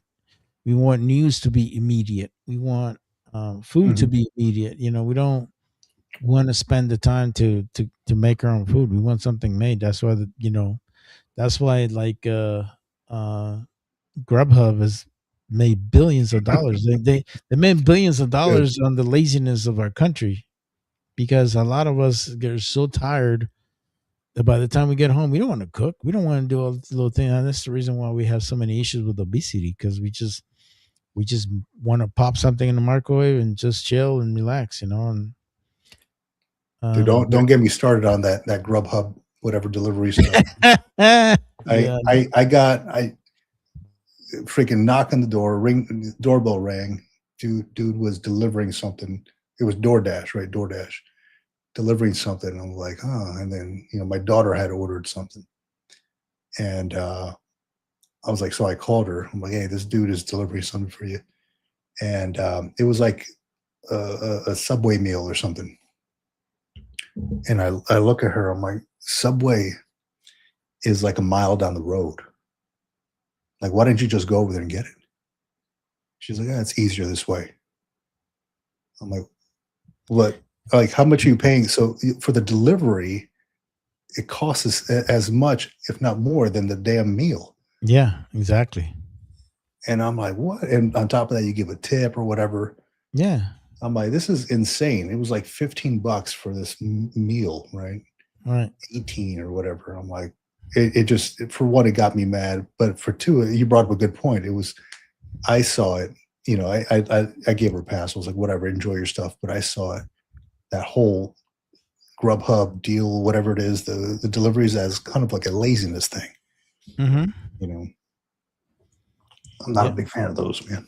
I yeah, mean, they're there for convenience if you really can't go out, but not a big fan of those. yeah. But yeah, man, it's it was definitely eye opening going to other countries and seeing how they live, man. And that was a big thing for this coming year is living a little bit more simpler. Yeah. I don't want to, like, I bought this computer to monitor that I'm looking at right now, a nice big curved computer monitor. And I took a step back and I'm like, do I really need this? I don't really need this. I have a perfectly good one that I was going to replace with this one, that I did replace. I'm like, I don't need all this trash. I don't Well, need all your this your technology. eyes need it. Your eyes need it for sure, bro. Yeah, my eyes need it. Yeah. Yeah, But I mean, it does feel good. yeah, But it also, I mean, if my eyes are hurting because I'm on the computer too much, it might be something that my body's telling me. Maybe I'm on the computer too much. yeah. Yeah. Hey, and that does happen. That does happen. That's why, I think for a lot of retirees, we definitely need to have some sort of scheduling. Like schedule some time to kind of be away from the screen and focus on something that's going to bring some some calmness to yourself and your eyes and everything else. So Oh yeah, yeah. I can't live on this all day, man. I no, find myself like when I'm on the computer too much, my eyes start hurting. I'm like, shit, I got to do something else, man. I got to get out of these walls and get to walking or something. and it's hard. It's hard. Yeah, You know why? yeah, Because how many people are going to relate to us, bro? Not yeah, many people. not a lot. Not a Well, lot. that's a big reason when you mentioned that you were going to focus on your podcast. Mm-hmm. I firmly believe that many veterans out there should have a podcast or a YouTube Absolutely. channel Yeah. as a way to get conversations going, to kind of connect with other folks, because Right. maybe we don't want to go out and shake hands and talk to people face to face, and that's fine. Yeah. Little baby steps, Mhm. right? But when you do have these outlets like this, like the last guy I had on here, Enrique, he had mentioned, this is having his podcast is the perfect way to connect with people around the world. Oh yeah. Absolutely, That's bro. cool. Like I would have never met you, Mario, if it wasn't for this. Oh yeah. I would have never met Enrique if he didn't jump on here and talk. I would have never met Boston Rob or Georgia Joe or Navy Mhm. Cop if it wasn't for this outlet. So amazing. I feel like every veteran should at least either jump on a podcast and talk about their story or start one. Yep. Yeah. So Boston Rob brought the whole thing about the Amtrak thing. I like Amtrak, but honestly, I don't know if I want to be in a train for that long, bro. You know what I'm saying? Like Amtrak does have some cool like Amtrak has this really cool route in California. It basically goes all around the California Oh, coastline, bro, all the way to Pacific, Oregon. whatever. Yeah, the Pacific, whatever it's called. Oh man, it's gorgeous. But I'm like, do I really want to be that long in a train? You know, I mean, that's a and sometimes I wonder why does the government keep Amtrak going? I mean, not many people really use that stuff anymore, man, because it's kind of considered archaic way of traveling. Yeah. Yeah, and it's not particularly fast either. No, it's not. Like when you compare it to like the Shinkansen in Japan that goes like 200 miles an hour, Right. Yeah. that bullet train competes with airfare Right. or like flights in Japan. Yep. Or I mean, like fuel's Germany, so- man. I love going to Germany because in Germany you get on the train hour and a half. You're in Austria. I'm like, hell yeah, that's what I'm talking about. Let's go. Yeah, and that's cool too. Like in Europe, Yeah. it's crazy because it's smaller countries, but you can go like Yeah. an hour that way. They're speaking a completely different language. The culture is completely different. That's Mhm. cool. If Amtrak could have something like cross country, where Mhm. it goes across like all these states, that'd be cool, man. Like, They yeah, it'd they probably do. 10 They days. do. Do they? They do. Across the But country, straight yeah, west to east? I think they do, man. I think they do. Yeah, I don't know. I just think sometimes people feel it's like more convenient to get in a car and just go. You know? And Yeah, of course. Yeah.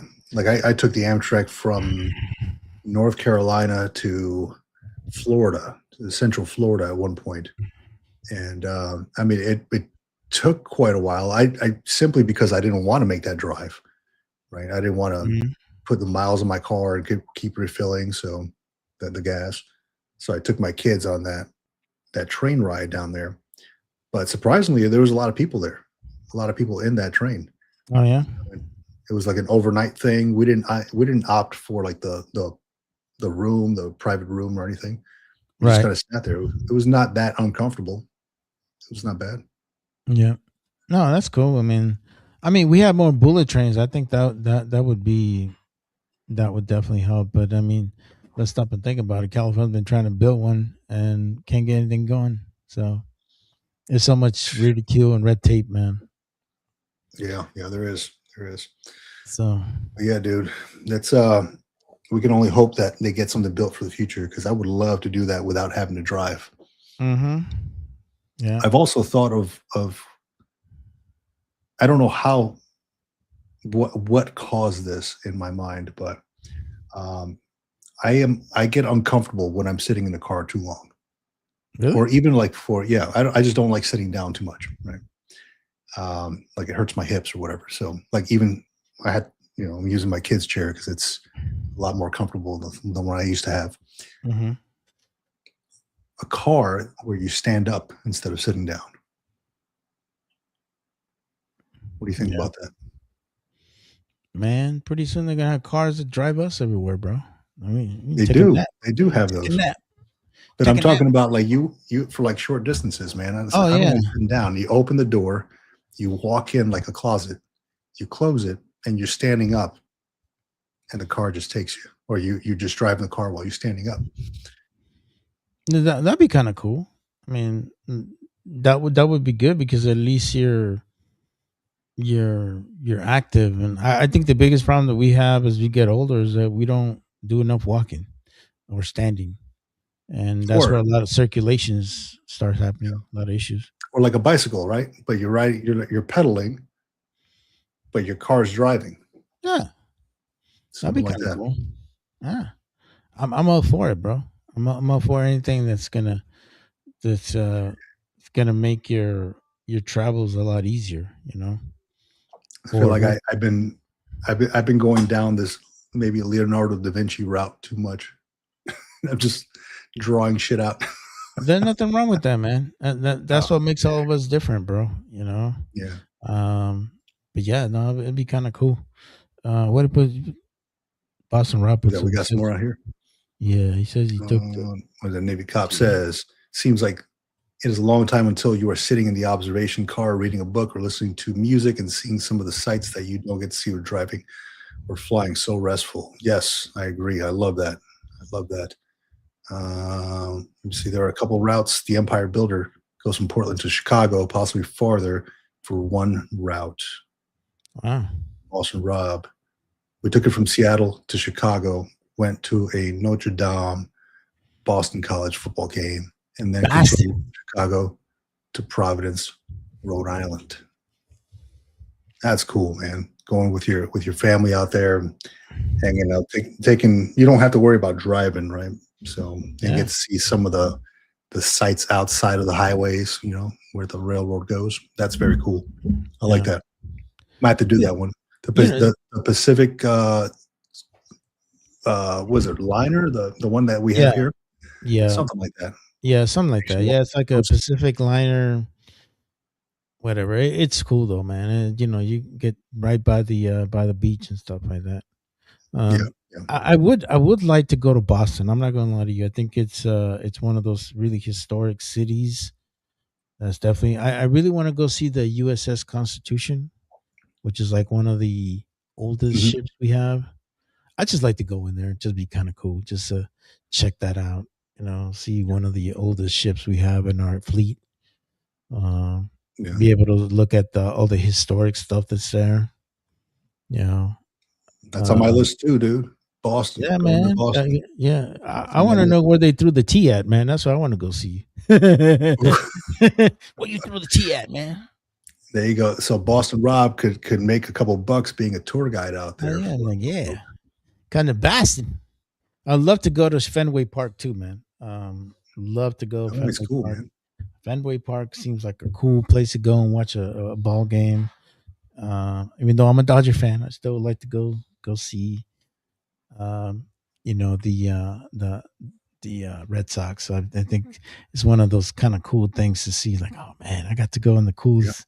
Yeah. What would be kind of cool is to sit on top of the Green Monster. That'd be cool because then I can imagine those views are just amazing, dude. Oh yeah. So yeah, Charlestown. He put on there. Charlestown, gorgeous view of the Boston Harbor where the tea was dumped. Oh yes, I'm talking about Charleston. That's cool. Yeah, Constitution is incredible. Try to get a billet on it on it back in the day, but very competitive. Oldest ship that's still in commission. Yep. Very cool. All the ships that still is commissioned. Can you imagine? Still, the Navy still runs that sucker. Yeah. Yeah, man. All right, brother. Well, I'm gonna get out of here, man. Much love to you. Take it easy, dude. Didn't want you talking by yourself for 2 hours. I just figured I'd come out and say what's up. No, I can always come up with something to say, but I appreciate you, man. Yeah, no worries, man. But It's good to see everybody in the side chat, man. Much love to you guys, and enjoy your New Year's. Don't get too drunk. Don't go out there howling at the moon. I don't know if there's a moon out there today, but don't go howling at it. And please do not shoot freaking firearms out there. All these morons out there with their firearms and shooting at the air. I don't understand why they do that. I mean, a lot I of us just who saw know about. something. The guy in Missouri or Mississippi, he was shooting on his land and he didn't realize that he shot a woman who was like behind his backyard. It was on the news What? the other day. I saw that. Yeah. I mean, do you not put like like a berm, like a big berm, stuff Apparently like this guy that? didn't. I mean, honestly, if you're gonna do something like that, I mean, even if you have land and you have a lot of land, put a berm, man. Make it because sometimes you do have mistakes and you might shoot a little high and you might hit somebody. So that's ridiculous, man. That's just yeah. Here we go. See, It was Oklahoma man doing target practice in his backyard accused of fatally shooting woman blocks away. fatally shot her. Wow. Oh, look at you. Yeah, you're guilty. Oh shit. You got that look, bro. Isn't that crazy? Blocks away, dude. That is crazy, bro. Like, what were you thinking, man? Yeah, that was just 2 days ago, it says. Well, that's when they reported it. Isn't that crazy? What the hell? Dude, Isn't that one of the safety rules? I don't Like, know how Oklahoma does things. I mean, Oklahoma is very liberal, like not liberal. I mean, they're very conservative. I'm just talking about like as far as like your gun rights and what you can do in your property and stuff like that. Like they just like let you do whatever the hell you want in your. You got to know what's But beyond too, right? exactly, bro. I mean, and not only that, Oklahoma's pretty flat too. So I mean, that round goes a long way, and fatally shot her, man. That's just dumb. See, that guy is an idiot, and he makes every gun owner look bad. That's what that does. People. That's why I don't think everybody should have a gun, because some people are just morons, don't know what the hell they're doing with a firearm. Just think. And I'm wondering how they figured it was him. Like if he's shooting on his land and she's blocks away. Probably the way they probably looked at it, like where her body landed, and maybe there was a bullet that came through the wall, because that was what it seems like it went. And from the trajectory where he's at to his property, I mean that's probably the way they kind of figure that out. Is maybe where the bullet struck her, and maybe there was some sort of like damage to the wall or a window or stuff like that. I mean, that's the only thing that I could think of. And they probably did forensics, because they looked at his, they probably got the bullet out, and they saw the the fragment or whatever the case may be, and then they probably asked him to see his gun that he was shooting at, and then they can kind of piece it out that way. I mean, that's forensics. It's crazy nowadays what they can figure out. Yeah, it said that it entered her arm and through her chest cavity, that he was shooting towards in his backyard, and there was nothing behind his property to stop any bullets from traveling beyond his property and hurting someone. She was approximately half a mile away, 0.8 kilometers, and he shot a Glock. It had to be a rifle. No, I said a Glock, 45 caliber handgun. Really? Wow. A 45 can go that far? I mean, you got to shoot it upwards a little bit. It seemed like you can't shoot at the ground. The bullet goes down. I don't know, man.